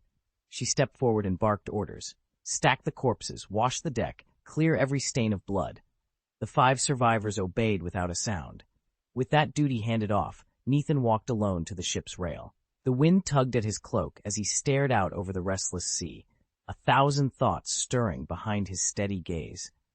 Nethin opened the talent system's 3 main branches and immediately clicked on the battle tree. He scrolled to the massive Twisted Fruit branch and saw his proficiency sitting at 75 points, just 25 short of mastery. Concentrating for an instant, he poured the missing 25 points into the skill. An emerald glow pulsed around him as Twisted Fruit leapt to 100, and its sub-ability, Distorted Light, switched from a dim gray icon to an active green.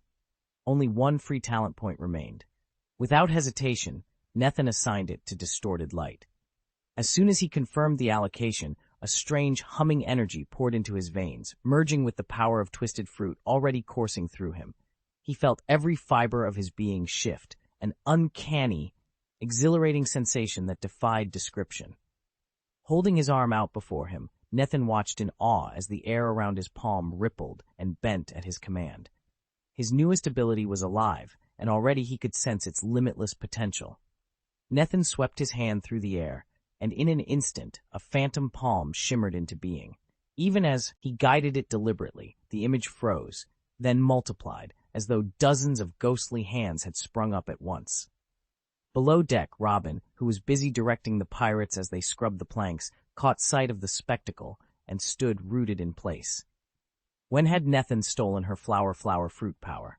With calm precision, Nethin continued to wave his arms, each motion spawning another afterimage. The light-bending ability felt as natural to him as breathing. Of course, these projections carried no real force, mere illusions woven from refracted light, but their uniform appearance made them ruthlessly effective. Imagine facing an onslaught of identical fists. Only one might be solid, yet how could you tell which one to block? In a duel against Nethin, vision became a liability. Unless an opponent could locate him by sound or some other keen sense, they would be hopelessly disoriented and utterly at his mercy. For anyone who has yet to master the domineering arts of sight, hearing, and coloration, vision remains their single most vital sense. The moment their sight falters, their combat effectiveness plummets. If Nethin were to face an opponent on the level of Navy Colonel Moby again, no matter how many he tackled at once, 3 or 5, he'd have no trouble dispatching them. Since awakening his Twisted Fruit power, Nethin has felt that power grow substantially. Before, his twisting ability extended in a sphere barely 2 meters across, centered on himself. Now that sphere has more than doubled to nearly 5 meters in radius. With this expanded range, his twisting force is more than enough to contend with the slashing strength of fighters like Moby or One-Eyed Flo. In practical terms, when a blade comes his way, he no longer needs to dodge. He simply twists the air around him, neutralizing the blow before it ever reaches him. Nethin could almost sense that ordinary bullets might shatter harmlessly against his distortion power, but he wasn't about to risk it just yet.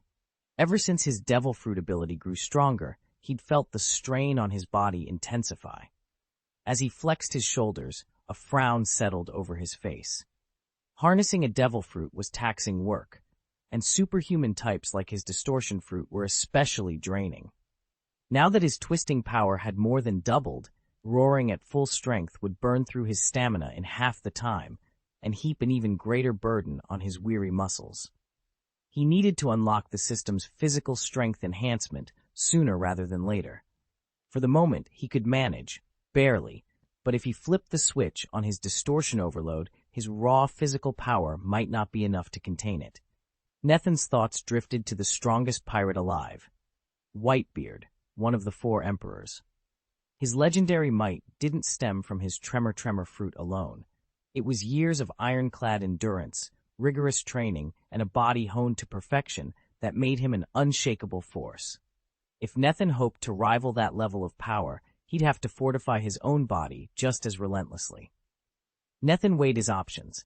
The quake fruit was undeniably fearsome, but without a body tough enough to withstand its rupturing shockwaves, he'd never be able to unleash its true power, let alone match Whitebeard's legendary might. He decided to keep 25 proficiency points in reserve. That way, if he needed a sudden burst of destructive force, he could activate the quake fruit. If he needed speed, he could switch to his shaving or full agility mode. Satisfied with that plan, he left the points unallocated. After all, the talent system could be summoned at any moment to redistribute them. With that decision made, Nethin deactivated the interface and returned to honing his light-bending technique. 2 hours later, Robin stepped onto the deck where he was still training. "Captain," she announced, "the deck and cabins are spotless. We've got a naval warship approaching from the southwest. Looks like a medium-sized vessel." Chapter 16, Talent System Optimization. A mid-sized Navy warship cleaves through the cobalt waves, sails billowing at full speed. On the bridge, Lieutenant Commander Grayson's voice rings out. "Colonel, bearing ahead, a Flow Pirates ship." Colonel Radcliffe strides forward, snatching up the telescope. Through its lens, he makes out a dark hull drifting in the distance. As they close the gap, he frowns. The pirate vessel is battered, pockmarked with fresh cannon fire, its sails shredded. "All hands, battle stations," he orders. "Load the cannons. We open fire on my command." Meanwhile, on the pirate flagship's deck, Nethin shakes off his devil fruit training device and hands it back to Robin. She points toward the horizon. He lifts the spyglass to his eye. There, a Navy warship bearing down on them at full throttle. Robin's expression darkens. "Unless I'm mistaken," she murmurs, "they're coming for the Flow Pirates." Nethin lowers the glass and meets her gaze. "Whether they attack the Flow Pirates or target us," he says, voice steady, "we're in their sights now." Beneath their feet, the deck shudders as the enemy ship races closer. The next moments will decide their fate, and the true power of Nethin's talent system hangs in the balance. Just as Nethin lowered his telescope, the familiar, crisp ping of the system synthesis rang in his earpiece. Attention! In response to recent changes in the host's environment and the host's unique interpretation of dark justice, the talent system has been optimized. New features are as follows. 1. Pirate hunts now award talent proficiency and bonus talent points as before. 2. Defeating any pursuing Navy Admiral, from Rear Admiral up to Fleet Admiral, will also grant talent proficiency and free talent points, on top of standard pirate bounty rewards. These Admiral defeat rewards scale with the officer's rank and do not overlap with pirate hunting gains.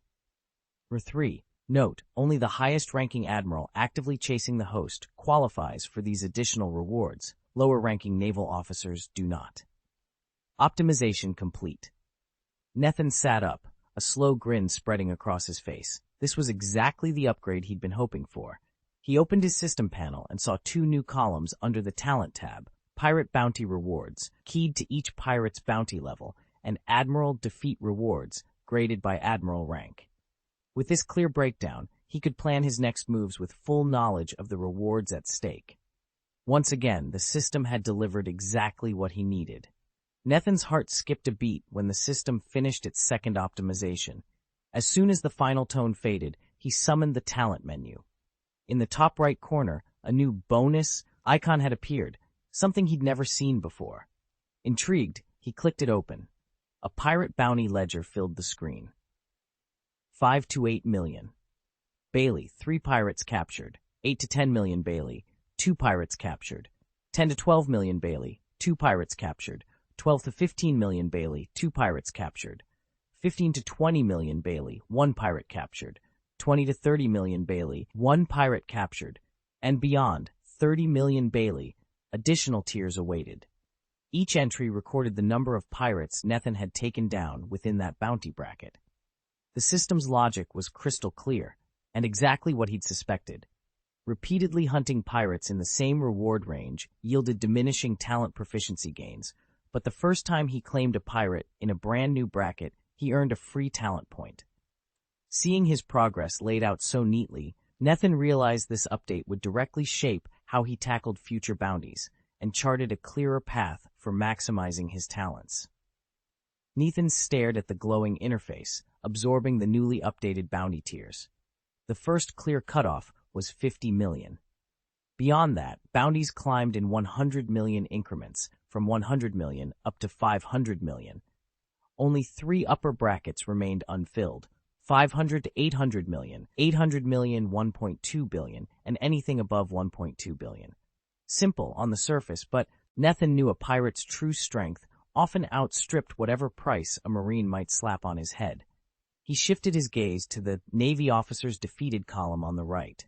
Under every admiral rank, rear admiral, vice admiral, full admiral, and fleet admiral, there was nothing but zeros. Nethan hadn't yet beaten a single admiral. The system, he mused, was terribly blunt. It lumped together regional rear admirals and those at headquarters under the same title, ignoring the gulf in their actual authority and firepower. He shook his head in frustration. By failing to distinguish between a branch-level admiral and a top-level headquarters admiral, the system would only grant him a fraction of the rewards he knew he could earn. With a flick of his finger, he closed the query page and exited the talent system. There were better ways to prove his worth, and better bounties to claim, out on the open sea. Nethan stood at the rail and scanned the horizon. The naval warship had already pulled ahead, its dark hull and towering masts clear even without binoculars. A strong southeast breeze, nearly a force 6, was filling the sails. He turned to Robin, who was checking the rigging beside him. "Robin, trim all sheets and head us out to open water," Nethan ordered. "We can't take them on.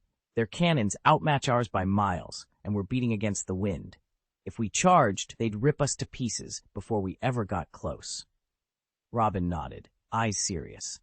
He knew as well as Nethan that a pirate brigantine stood no chance against a fully armed naval ship. Even a rear admiral commanding a medium-sized vessel could batter most targets into splinters. The Navy's success in hunting pirates came from that crushing firepower, an advantage no pirate crew, least of all their battered ship, could withstand. Reluctantly, they steered into the open sea and prepared to outrun the naval squadron. Captain Rhodes clenched her jaw as she watched the pirate schooner draw taut on its sheets. If she'd had free rein, she would have ordered her men to swarm the brig at once. Boarding parties, full broadsides, no quarter. But her superior had issued different instructions. On deck, Nethan's voice rang out clear. "All hands, prepare to weigh anchor and hoist every sail." Obediently, the 5 pirates scrambled aloft, unfurling the studding sails and catching the rising breeze. Their schooner leapt forward. From a mile off, the Navy man-of-war thundered in pursuit. Its forward guns spat fire, each salvo arcing toward the pirate's mainmast in hopes of bringing it crashing down. But at that distance, every shot fell harmlessly short. The warship's cannons were mighty, yet the vessel's bulk made it ponderous. Even with its turbine engines humming, it could not close on the lithe pirate ship when the wind swelled. It was a familiar story. Most pirates fled once they'd taken their prize. Few dared to arm a heavy warship and risk a head-on clash with the Navy. Aboard the Flow pirates' swift schooner, Nethan felt the rush of air and the thrill of escape as they pulled ahead. Captain Rhodes watched from her quarterdeck as the pirate brig slipped over the sea's crest, shrinking into a dark speck against the sky. Within moments, it vanished altogether, leaving only the echo of cannon fire and the vast, empty horizon behind. Nethan stood on the cabin roof, peering out at the endless sea and shaking his head. If only he'd mastered the moon step, he could stride across the waves, shrug off the warship's cannon fire, land atop its deck, and send it to the bottom in a heartbeat.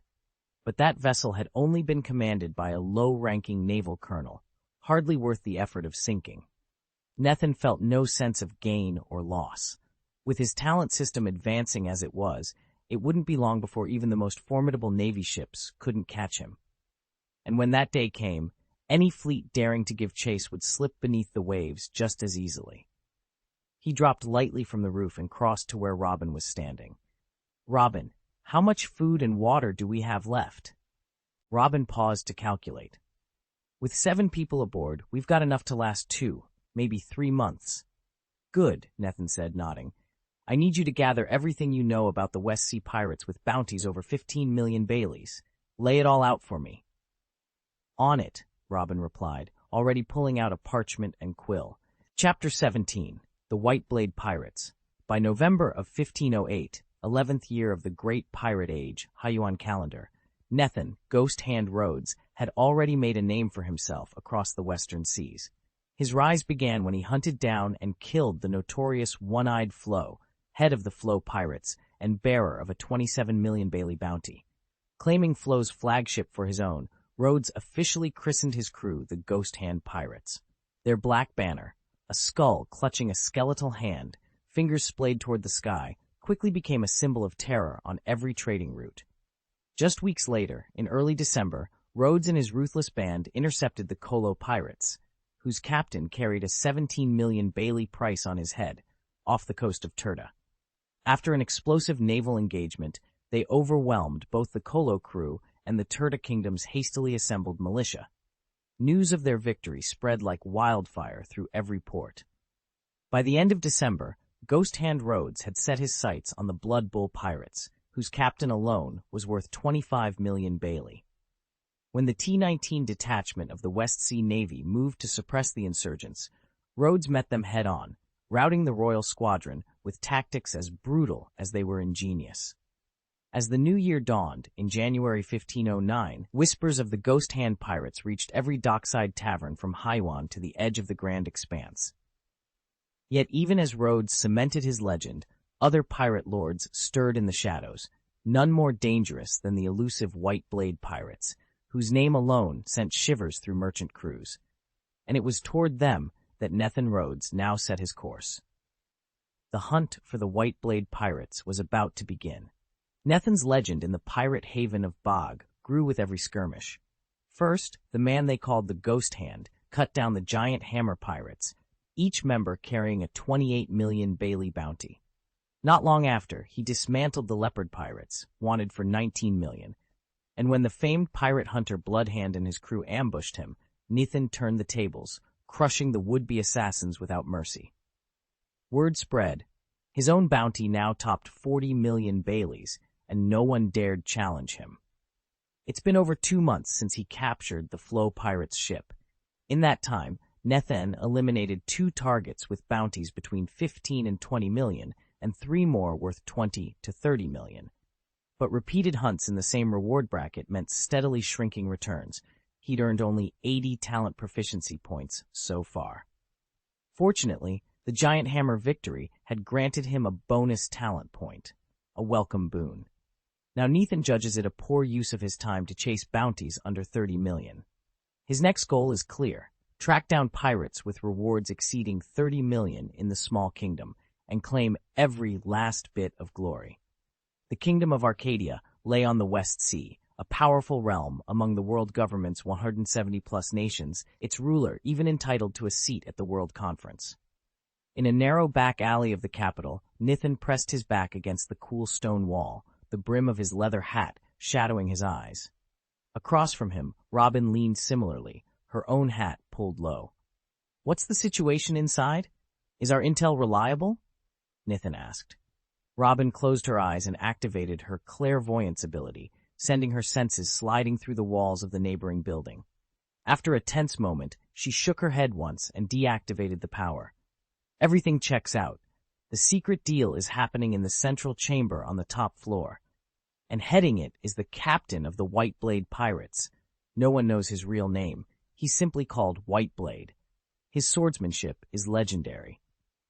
Nethan's jaw tightened. He'd gone after plenty of pirates with bounties north of 30 million, but this was the first time he'd managed to pinpoint one so precisely, and it had taken him nearly 2 weeks.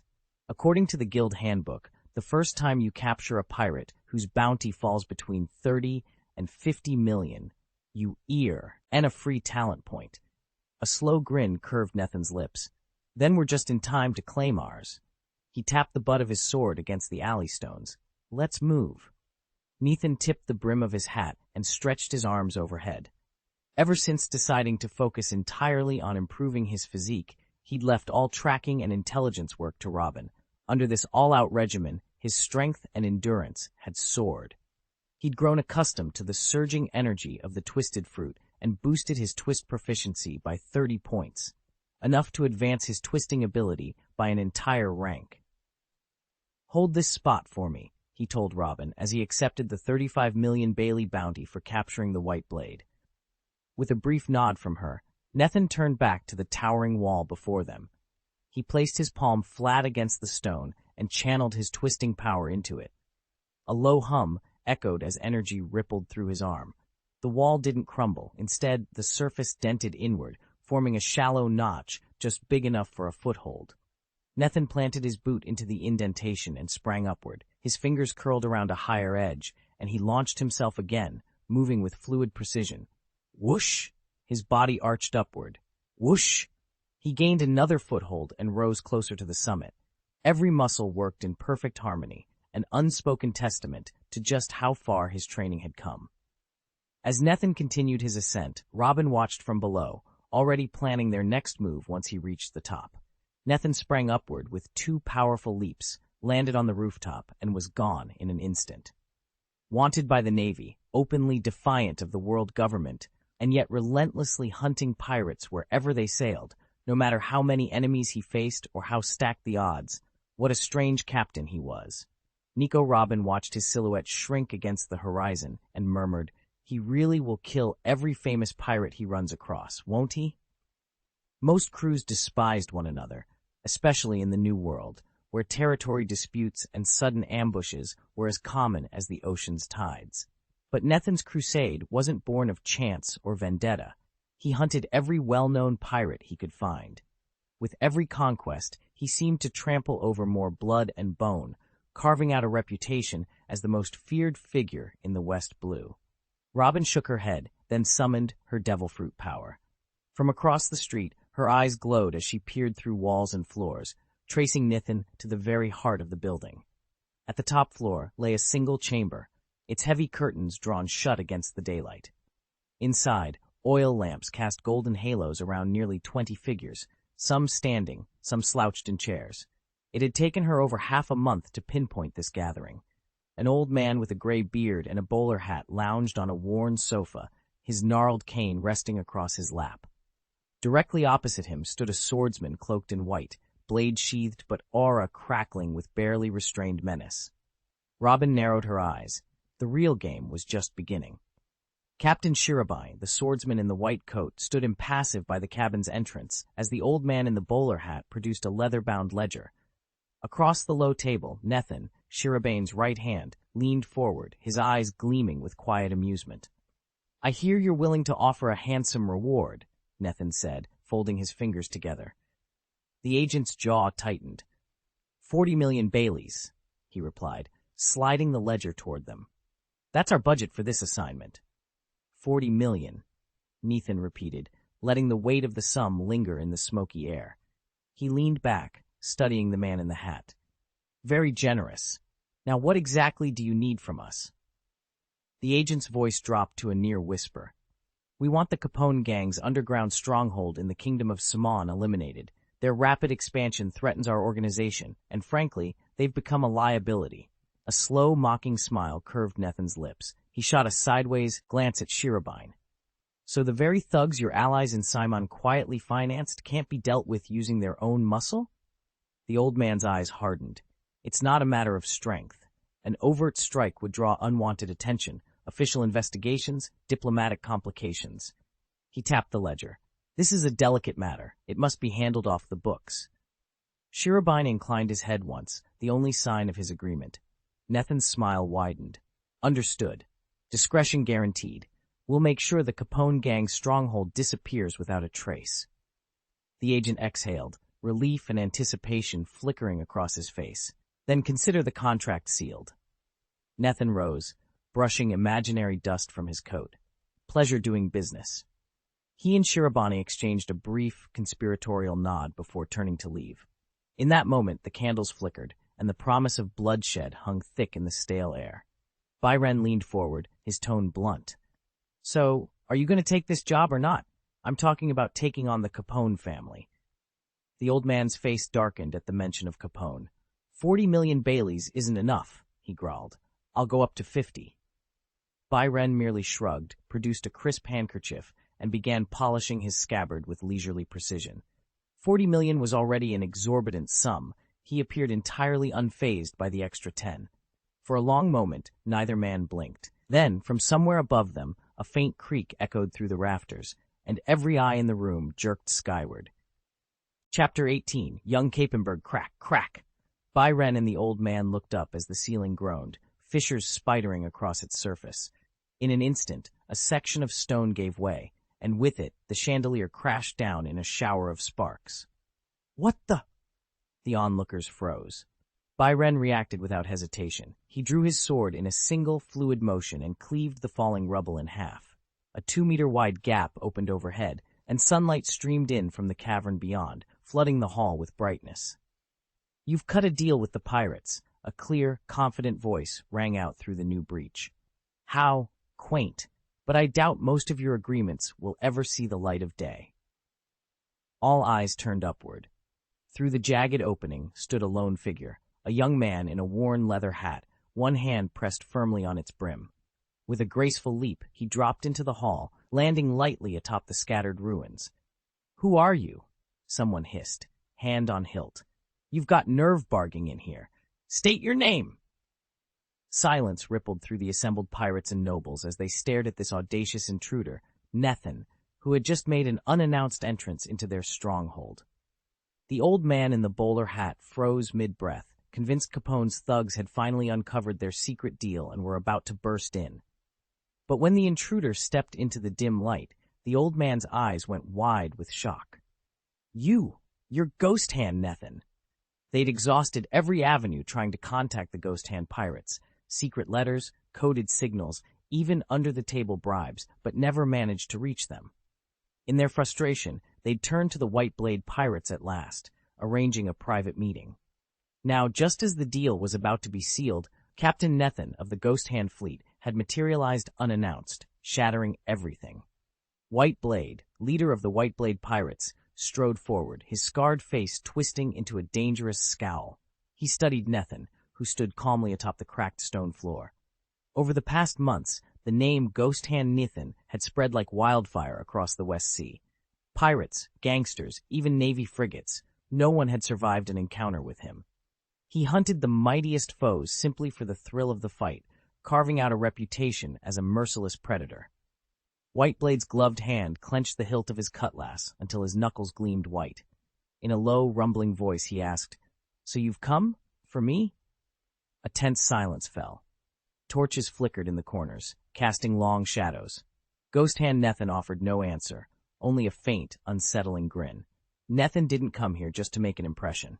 From everything he'd learned of Rhodes's methods, it was obvious that he himself was the reason the Ghost Hand had shown up. He gave White Blade a faint nod, answered the pirate lord's challenge with cool composure, then stepped down from the shattered ceiling and began walking toward him.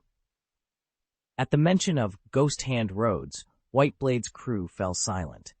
Even the cutthroat mercenaries from the small kingdom froze in their tracks, subdued by the weight of Rhodes's reputation. White Blade's face darkened as Nethan closed the distance. Beyond his stern control, rage and lethal intent gleamed in his eyes. With a bounty of 35 million Baileys, he'd terrorized the seas for years. Rhodes, by comparison, had only carved out his legend in the last 2 months. If he dared come after White Blade, then who would end up the predator, and who the prey? In a blur of motion, White Blade drew his sword. The blade sang as it slipped free, and he lunged forward, delivering a savage diagonal slash aimed from Nethan's left hip up toward his right shoulder. Nethan's blade seemed to split Byren in two, but as the steel descended, Byren felt no impact. His heart lurched. Then, with a sudden whoosh, A fist-like gale exploded from a point so close he could hardly see it. On pure instinct, Byren twisted his body and snapped his sword back just in time to catch the invisible strike. A shower of sparks flew as the force of that unseen punch drove straight into the blade. But the power behind it was too great. With a sickening crack, the weapon snapped in two, and in the same instant, the arm that held it collapsed into jagged bone and torn flesh. "Ah!" Byren screamed, clutching at the shattered limb. He drove his heel into the ground, slammed his back against the crumbling wall, and hurled himself backward, hoping to put distance between himself and his assailant. Before he could even taste relief, a silver blur materialized at the edge of his vision. Nathan appeared like a phantom, an exquisite new sword gleaming in his hand. A low, cruel laugh curled from his lips as he swept the blade in a single inevitable arc. Byren's eyes went wide with horror. In the next heartbeat, blood sprayed as his head flew back, an expression of utter disbelief frozen on his face before the world went dark. Nathan scarcely believed he'd bested Captain Byblade in just 2 strikes. Phantom, is that his ability? His stunned opponent thought. His movements should make noise. Why didn't I notice sooner? With that, Byblade's legs gave out, and he collapsed unconscious onto the deck. At the same moment, a familiar chime sounded in Nathan's ear. Bounty registered, 35 million Baileys for Pirate Captain Byblade. Hunt complete. Rewards awarded, plus 60 talent proficiency, plus 1 free talent point. Calmly, Nathan surveyed the pirate captain's body, lying in a spreading pool of blood. Even if Byblade had noticed the faint shimmer of refracted light, Nathan's trick to create a phantom mirrored in the water, he still wouldn't have been a match. The distortion technique was no more than a quick diversion. In truth, the winner had been decided the instant Nathan struck. The entire fight had unfolded in the blink of an eye, 1 move to decide the victor and a second to seal his fate. Most of the onlookers hadn't even registered the first blow. Now whispers rippled through the crowd. That was cheating. How could he end the battle so fast? Disbelief hung heavy in the air, but the system's confirmation left no room for doubt. Nathan had won. The pirates of the White Blade crew stood frozen, staring at their fallen captain's body in disbelief. Horror and fear flickered in their eyes. Even the old gangster from the small kingdom, tall, gaunt, dressed in a black top hat, looked genuinely stunned. He had heard the rumors of Nathan's strength, but nothing could have prepared him for this. The man with a 35 million Bailey bounty lay at Nathan's feet, his head cleanly severed in a single stroke. Nathan lifted his gaze and surveyed the remaining White Blade pirates. His expression was calm, almost casual, as if dispatching a dozen men were no more than swatting flies. Then, with a silent flick of his wrist, he brought his sword to life. A sharp, triumphant laugh escaped him as he cut them down.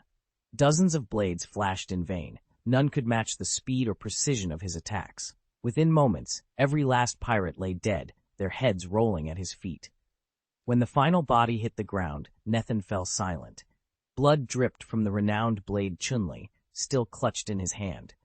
He turned slowly toward the small kingdom's gang members. The old man in the black hat trembled, cold sweat beading on his forehead as he struggled to compose himself. Around them, a heavy hush settled over the clearing, broken only by the distant drip of blood and the labored breathing of the survivors. Nathan stood unmoving, sword at the ready, waiting for their next move. An old man in a black hat paused, choosing his words with care. "I'm not certain Captain Rhodes will entertain our proposal.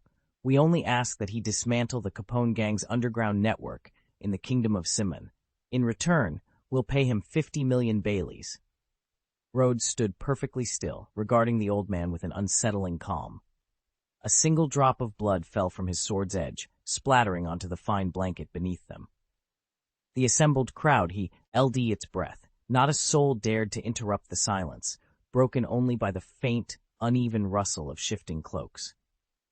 Nathan watched from the back of the chamber, arms folded. His reputation had been forged in far fiercer battles. He'd already taken on the Flow pirates and wiped out 5 crews, seizing their treasure hoards. Between them, those prizes added up to over 20 million Baileys, and he hadn't yet counted the ruins of the White Blade pirates' flagship. If that held another 30 million, he could amass roughly 80 million Baileys in total. To Nethan, the Flow Pirates' vessel had always been nothing more than a temporary transport. He had far grander ambitions.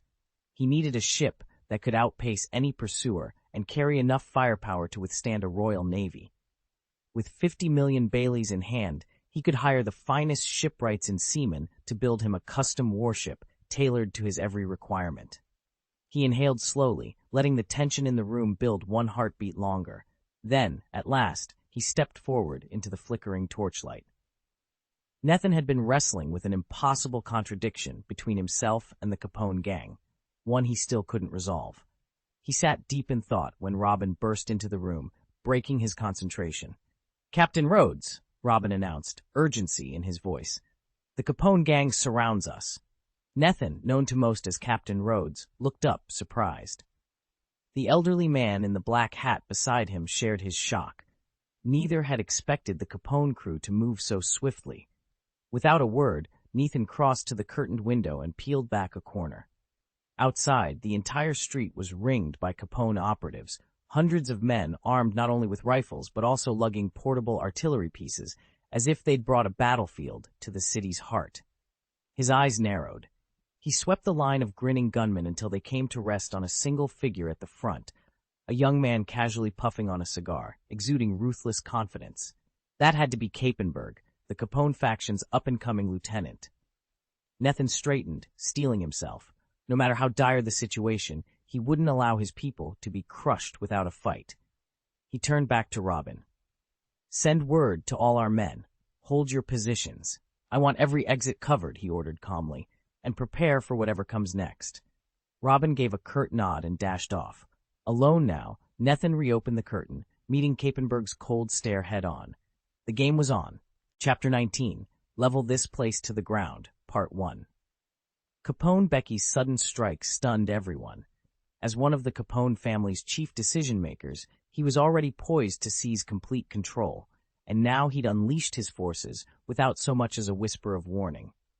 Inside the building, Robin slipped up beside Rhodes and murmured all she'd learned about Capenberg. Capenberg was destined to become one of the next supernovas, the same worst generation that included Luffy, so Rhodes was more familiar with him than Robin could ever be. Even so, he betrayed no surprise as he absorbed her report. Damn, Capone Becky. How could the family mount such a massive operation so suddenly? Rhodes strode to the window, the brim of his black hat casting his face into shadow. Below, Capone's men stood in tight formation like a well-drilled army. Becky himself paced at the front, directing squads to secure every street corner and rooftop around the building. Every rifle and cannon was trained on them. Rhodes's jaw clenched. "We're too slow," he growled. "When you fall behind in speed, you fail, plain and simple." He turned from the window, every bit as dark and determined as the storm brewing outside. "Prepare for their assault. This ends here." Capenberg stood below the top-floor window, a thick cigar clenched between his teeth. The muscles at the corners of his mouth twitched upward into a chilling grin, pure confidence radiating off him. Damn it, the old man in the black hat thought. How did word get out? He ground his teeth, threw open half the window, and shouted down. "What are you up to, Capenberg? You plan to kill us all before the deal with the White Blade Pirates even begins.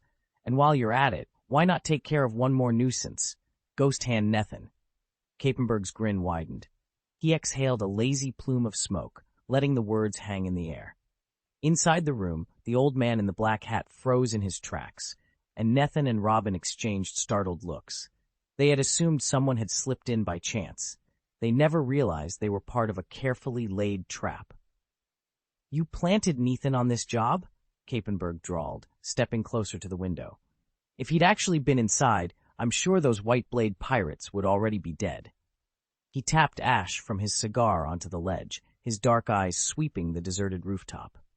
"So tell me, where is he now?" Nethan eased the window open halfway and glanced coolly at the rows of cannons and rifles trained on him. He met Capenberg's steady gaze and said, "How did you find me here? You'd think a little intelligence work might have spared us both this standoff. I already suspected the White Blade Pirates were tied up in this. What surprised me was discovering you were tracking them too."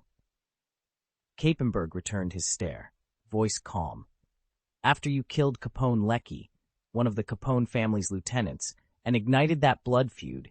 It was only natural we followed every lead back to you. Nethan shifted his eyes to Robin. Her face was grave as she spoke in a hushed tone. All our information came from the underworld, and the Capones control most of the West Blue's underground channels. I let one slip through. Don't blame yourself, Nethan said, shaking his head. It's not your fault. My movements have simply been too obvious. Unabashedly visible, the Capone gang, backed by its own intelligence network, had no trouble finding us. Nethan glanced back at Capenberg, his voice calm and even. Maybe my intel isn't as extensive as yours, but after all this confident talk, do you really think you've got us trapped? Capenberg shrugged, and the dozen or so armed men fanned out behind him, grinning. Numbers don't lie. Even if you band together, there's only one possible outcome. Unlike other mob bosses who craved turf or cash, Capenberg thrived on chaos, on watching people's despair.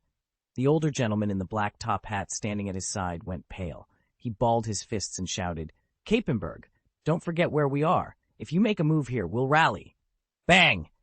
Before he could finish, a single gunshot cracked through the street. Kapambeki raised his slender musket without warning. A wisp of black powder smoke curled from the barrel as he squeezed the trigger. The old man in the black top hat froze mid-stride. Then a bullet tore through his forehead, blood spattering onto his hat as he trembled and plunged off the rooftop. Unfazed, Kapambeki held his pose and spoke in a cold, clipped tone. That's the end of the little show. Fire at will and raze this place to the ground. Boom, boom. In an instant, every gun and piece of artillery in range roared to life. They weren't just aiming at the top floor where Nethan had taken cover. They hammered the entire building, determined to level it stone by stone. Glass shattered, walls exploded outward, and the thunderous blasts shook the streets. Far below, a swarm of terrified civilians scattered in every direction. Inside the trembling structure, Rhodes snapped the curtains shut against the relentless glare of flashes. He turned to Robin, voice low but urgent. Come on, we've got to get downstairs, now. Robin nodded, gripping her weapon as she followed him toward the stairwell. Robin's heart fluttered, but she took solace in Rhodes's steady composure. Over the past few months, she'd learned that he was much like her, rarely rattled, always measured. And right now, as the thunder of distant artillery grew louder, Rhodes showed no signs of panic. If anyone could navigate them through this, it was him. They reached the stairwell, just as a single shot cracked through the din. Capenberg's bullet tore through the old man in the black hat, ending him before he even hit the floor. No sooner had the man collapsed than the windows behind them exploded in a storm of glass and steel. Artillery shells punched through the walls. Boom, boom, boom. Shards of window panes and shell fragments sprayed the landing, turning it into a lethal ballet of shrapnel. Instinctively, Robin hunkered down, trying to shield herself. But before she could find full cover, Nethan, formerly known to her as Ross, sprang forward and threw an arm around her. Stay close, he urged, even as fragments pattered off his back, twisted away by some unseen force. The landing quivered beneath their feet, the very planks buckling and splintering under the relentless impact. Move, Rhodes called, already pivoting to lead them deeper into the stairwell. Nethan tightened his grip, half dragging Robin after him, as the floor gave way with a deafening crack. They tumbled into darkness, shielded only by the momentum of Nethan's quick reflexes and the unshakable calm of the man who guided them through the chaos. Boom, boom, boom. With a thunderous roar, Nethan plummeted from the top floor to the first, Robin tucked safely in his arms. The building had no basement, but just before impact, he unleashed his twisted fruit power. The earth twisted and heaved beneath them, carving out a circular pit nearly 2 meters across. The cavity sank deeper, 3 meters down, before Nethan abruptly cut off his ability. He let Robin drop gently to the bottom, then slammed a hand against the churning ceiling of loose stone. Instantly, the falling rocks froze in midair, coalescing into a sturdy dome that sheltered them from the artillery fire hammering the ground above. Dust drifted like snowflakes in the dim subterranean chamber. Pulling his hand free, Nethan watched the gravel solidify into a single, compact barrier. He brushed grit from his jacket and offered Robin a casual smile. I didn't expect them to strike so soon. Once it got too hot up there, this was the only way out. Don't worry, you're safe now. In the darkness, Robin's dark eyes studied Rhodes with calm intensity, a faint smile tugging at the corner of her lips. She let out a soft breath, brushed the dust from her shoulders and clothes, and then paused, quietly taking stock of their surroundings. Chapter 20. Activation of Physical Strength, Part 2. Boom, boom, boom. Artillery shells pounded the building from above, each explosion rattling the bones of the fortress. General Kappenberg knew all too well that Nethin's raw power was extraordinary. Even so, with absolute fire superiority, he had ordered the structure leveled, leaving no hope for escape, not even into the tunnels below. Deep underground, Robin pressed his ear to the cold stone wall, listening to the relentless thunder overhead. Before him stretched the cavernous network that Nethin had carved with his talent, arching pillars of carved rock, smooth corridors that disappeared into shadow. If forging this vast chamber was possible, surely creating a hidden tunnel out to freedom would be easy, yet Nethin made no move to flee. Robin studied the young man's calm stance. Finally, he couldn't hold back. "You could have tunneled your way out ages ago," he blurted. "Why stay down here and wait for those shells to collapse on you?" Nethin glanced up at the fissured ceiling, dust drifting down like gray snow. He caught Robin's gaze and offered a faint, wry smile. "You're wondering why I didn't just dig my way to safety, right?" Robin crossed his arms, incredulous. "Exactly. So explain it." "Because running away isn't always the answer," Nethin replied, his voice steady. "Sometimes you stand your ground." The roar of artillery shook loose more debris. Robin's heart thudded in his chest, but he met Nethin's calm eyes. "Stand your ground? Here? Now?" Nethin nodded. "I have my reasons. Trust me." Another shell struck overhead with a deafening crash, sending shards of rock spitting across the floor. Robin winced, bracing himself. Yet Nethin remained unfazed, as if the bombardment were nothing more than a passing breeze. Robin drew a shaky breath. "Then tell me your plan." Nethin's half-smile deepened with quiet resolve. "My plan is to show them exactly what true strength looks like. Right here, right now." He flexed his muscles, veins standing out beneath dust-streaked skin. The cavern, lit by flickering torchlight, revealed a figure brimming with latent power. Above, the building groaned under the assault. Below, Nethin stood ready to meet it head-on. Robin propped her right elbow on her left hand, fingers lightly touching her chin in a thoughtful pose. When Nethin asked whether they should make a quick escape, she shook her head gently. "No," she said. "There's no point in asking that. Our captain would never run away like this." Nethin gave a faint smile, but said nothing. Instead, he tilted his head back and stood silently with his hands clasped behind him, listening to the distant staccato of gunfire and the groan of collapsing buildings. From Robin's calm expression, he pieced together her reasoning. First, a hasty retreat was utterly out of character for their captain. Second, carving out an underground tunnel with her devil fruit powers would drain so much energy that she'd be unable to take on the hundreds of Capone gang members waiting above. Worse, if she pushed herself too far, she risked losing her place among the 11 of the worst generation. Nethin murmured softly under his breath, accepting the unwelcome truth of their predicament. Nethin felt no hesitation. His opponent was an original character, but having chosen to stand against him, they would suffer the consequences. Before him flickered a translucent interface only he could see, the talent system. Under his life path, navigation remained his sole active skill. His combat path, however, had opened 5 branches: ranged combat, guns, 50 proficiency, melee combat, 100 proficiency, twisted fruit, 130 proficiency, Navy-style shave 0 proficiency, Navy-style paper painting, 0 proficiency. The Twisted Fruit branch had even unlocked its sub-ability, Twisted Light. Meanwhile, his general path showed only agility enhancement as active. The other major talent, Physical Enhancement, still required 2 unspent talent points to unlock. Nethin paused to weigh his options. Early on, raw speed and nimbleness offered a crucial advantage, especially since most encounters relied on firearms and ammunition. Gritting his teeth against the promised ache of the upgrade, he allocated his 2 free talent points to agility enhancement. Immediately, 50 proficiency points flooded into the stat, sharpening his reflexes for the fights ahead. Nethin paused to catch his breath, surveying the training grounds of Rhodes. Here, physical fitness wasn't optional. It was the foundation on which every devil fruit power rested. Without a body strong enough to channel and sustain those supernatural abilities, even the most fearsome devil fruit was little more than a curse. In the long run, building raw strength meant unlocking higher tiers of fruit power, surviving tougher opponents, and supporting every other aspect of one's growth. Steeling himself, Nethan closed his eyes and activated his physical strength enhancement talent. Instantly, his aura shifted from a muted green glow to a brilliant gold. Heat rippled beneath his skin as if molten energy coursed through his veins. Within moments, he could feel his muscles tightening, his bones hardening. His overall physique had just jumped by nearly 50%. This was the nature of general department talents. They were split into 5 stages, each more potent than the last. The moment you activated a talent, you gained primary enhancement, a flat 50% boost at 0 proficiency.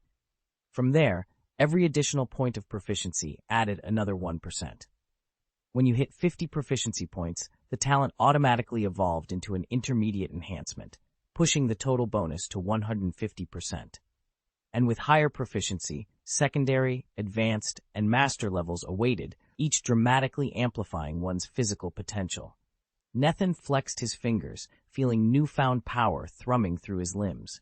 This was only the beginning. As he opened his eyes, determination burned in his gaze. With every drop of sweat and every disciplined workout, he would climb those tiers, and one day, he would wield his devil fruit's true power without restraint. Nethan only had a rough grasp of the enhancement system. 100 points awarded an advanced enhancement, 200 unlocked top level, and 500 the full transformation. He just accrued 50 proficiency points, enough to push his basic physical enhancement higher, but he wasn't quite sure how substantial the gain would feel. Once he'd tested his newly strengthened body and grown accustomed to the surge of power, Nethan took a steadying breath and spent all 50 proficiency points in one go. A faint ripple of energy coursed through him as his enhancement glowed, leveling up from primary to intermediate physical enhancement. Almost instantly, his strength spiked again, and his muscles tightened, pressing against the fabric of his shirt. In the narrow underground tunnel, Robin paused mid-step. She'd been mulling over their next move when she caught sight of Nethan just a few feet away. Something had shifted in him. The subtle bulge of his biceps, the way his stance broadened. Her 16-year-old heart skipped a beat, and for a moment she wondered if she was imagining things. She forced herself to look away, blinking rapidly. After all, she was still months shy of 17. She shouldn't be reading him so easily. Meanwhile, Nethan stood stock still for almost 30 seconds, letting the flood of new power settle into every fiber of his being. When he finally moved again, he felt like a different man, stronger, steadier, and more confident. The talent system's upgrade was astonishing, flawless, and overwhelmingly powerful. I could enhance my abilities dramatically in almost no time, with no side effects and hardly any adjustment period. The moment I activated my physical enhancement at the intermediate tier, Nethan felt his command over the Twisted Fruit's power surge to a new level. Before, wielding that power was like swinging a massive warhammer. Each full-strength blow strained the body and drained my stamina. Now with my psych amplified, it felt as effortless as twirling a wooden stick.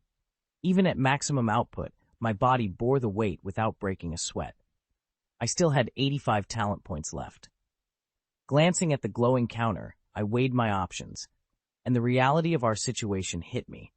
We were facing more than 300 gang members, and worse, they'd got artillery that outmatched any ordinary firearms.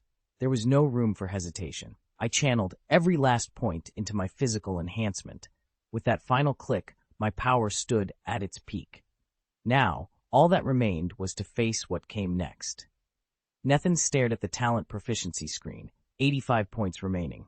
He chose to invest 50 of them in his physical strength attribute, pushing it to 100 and unlocking the advanced enhancement tier. The remaining 35 he funneled into the Twisted Fruit ability. The moment his strength hit 100, his muscles swelled into perfectly sculpted curves. Even through a thin shirt, his physique looked so flawless that, were he naked, countless girls would surely shriek in awe. Of course, someone as inscrutable and level-headed as Robin wasn't impressed. She merely glanced at him, registered the subtle change, and carried on as if nothing had happened. In this talent system, abilities often feed into one another. By maxing out his strength, Nethan's overall fitness soared to nearly 3 times its previous level. That surge boosted his speed automatically, even though he hadn't invested a single point in agility. His mastery of the Navy's 6 forms, a combat style that demands peak conditioning, also grew noticeably more explosive. In short, without spending any additional proficiency, his body had become a far more powerful weapon. However, talents that rely on physical enhancement don't improve as much as pure proficiencies do.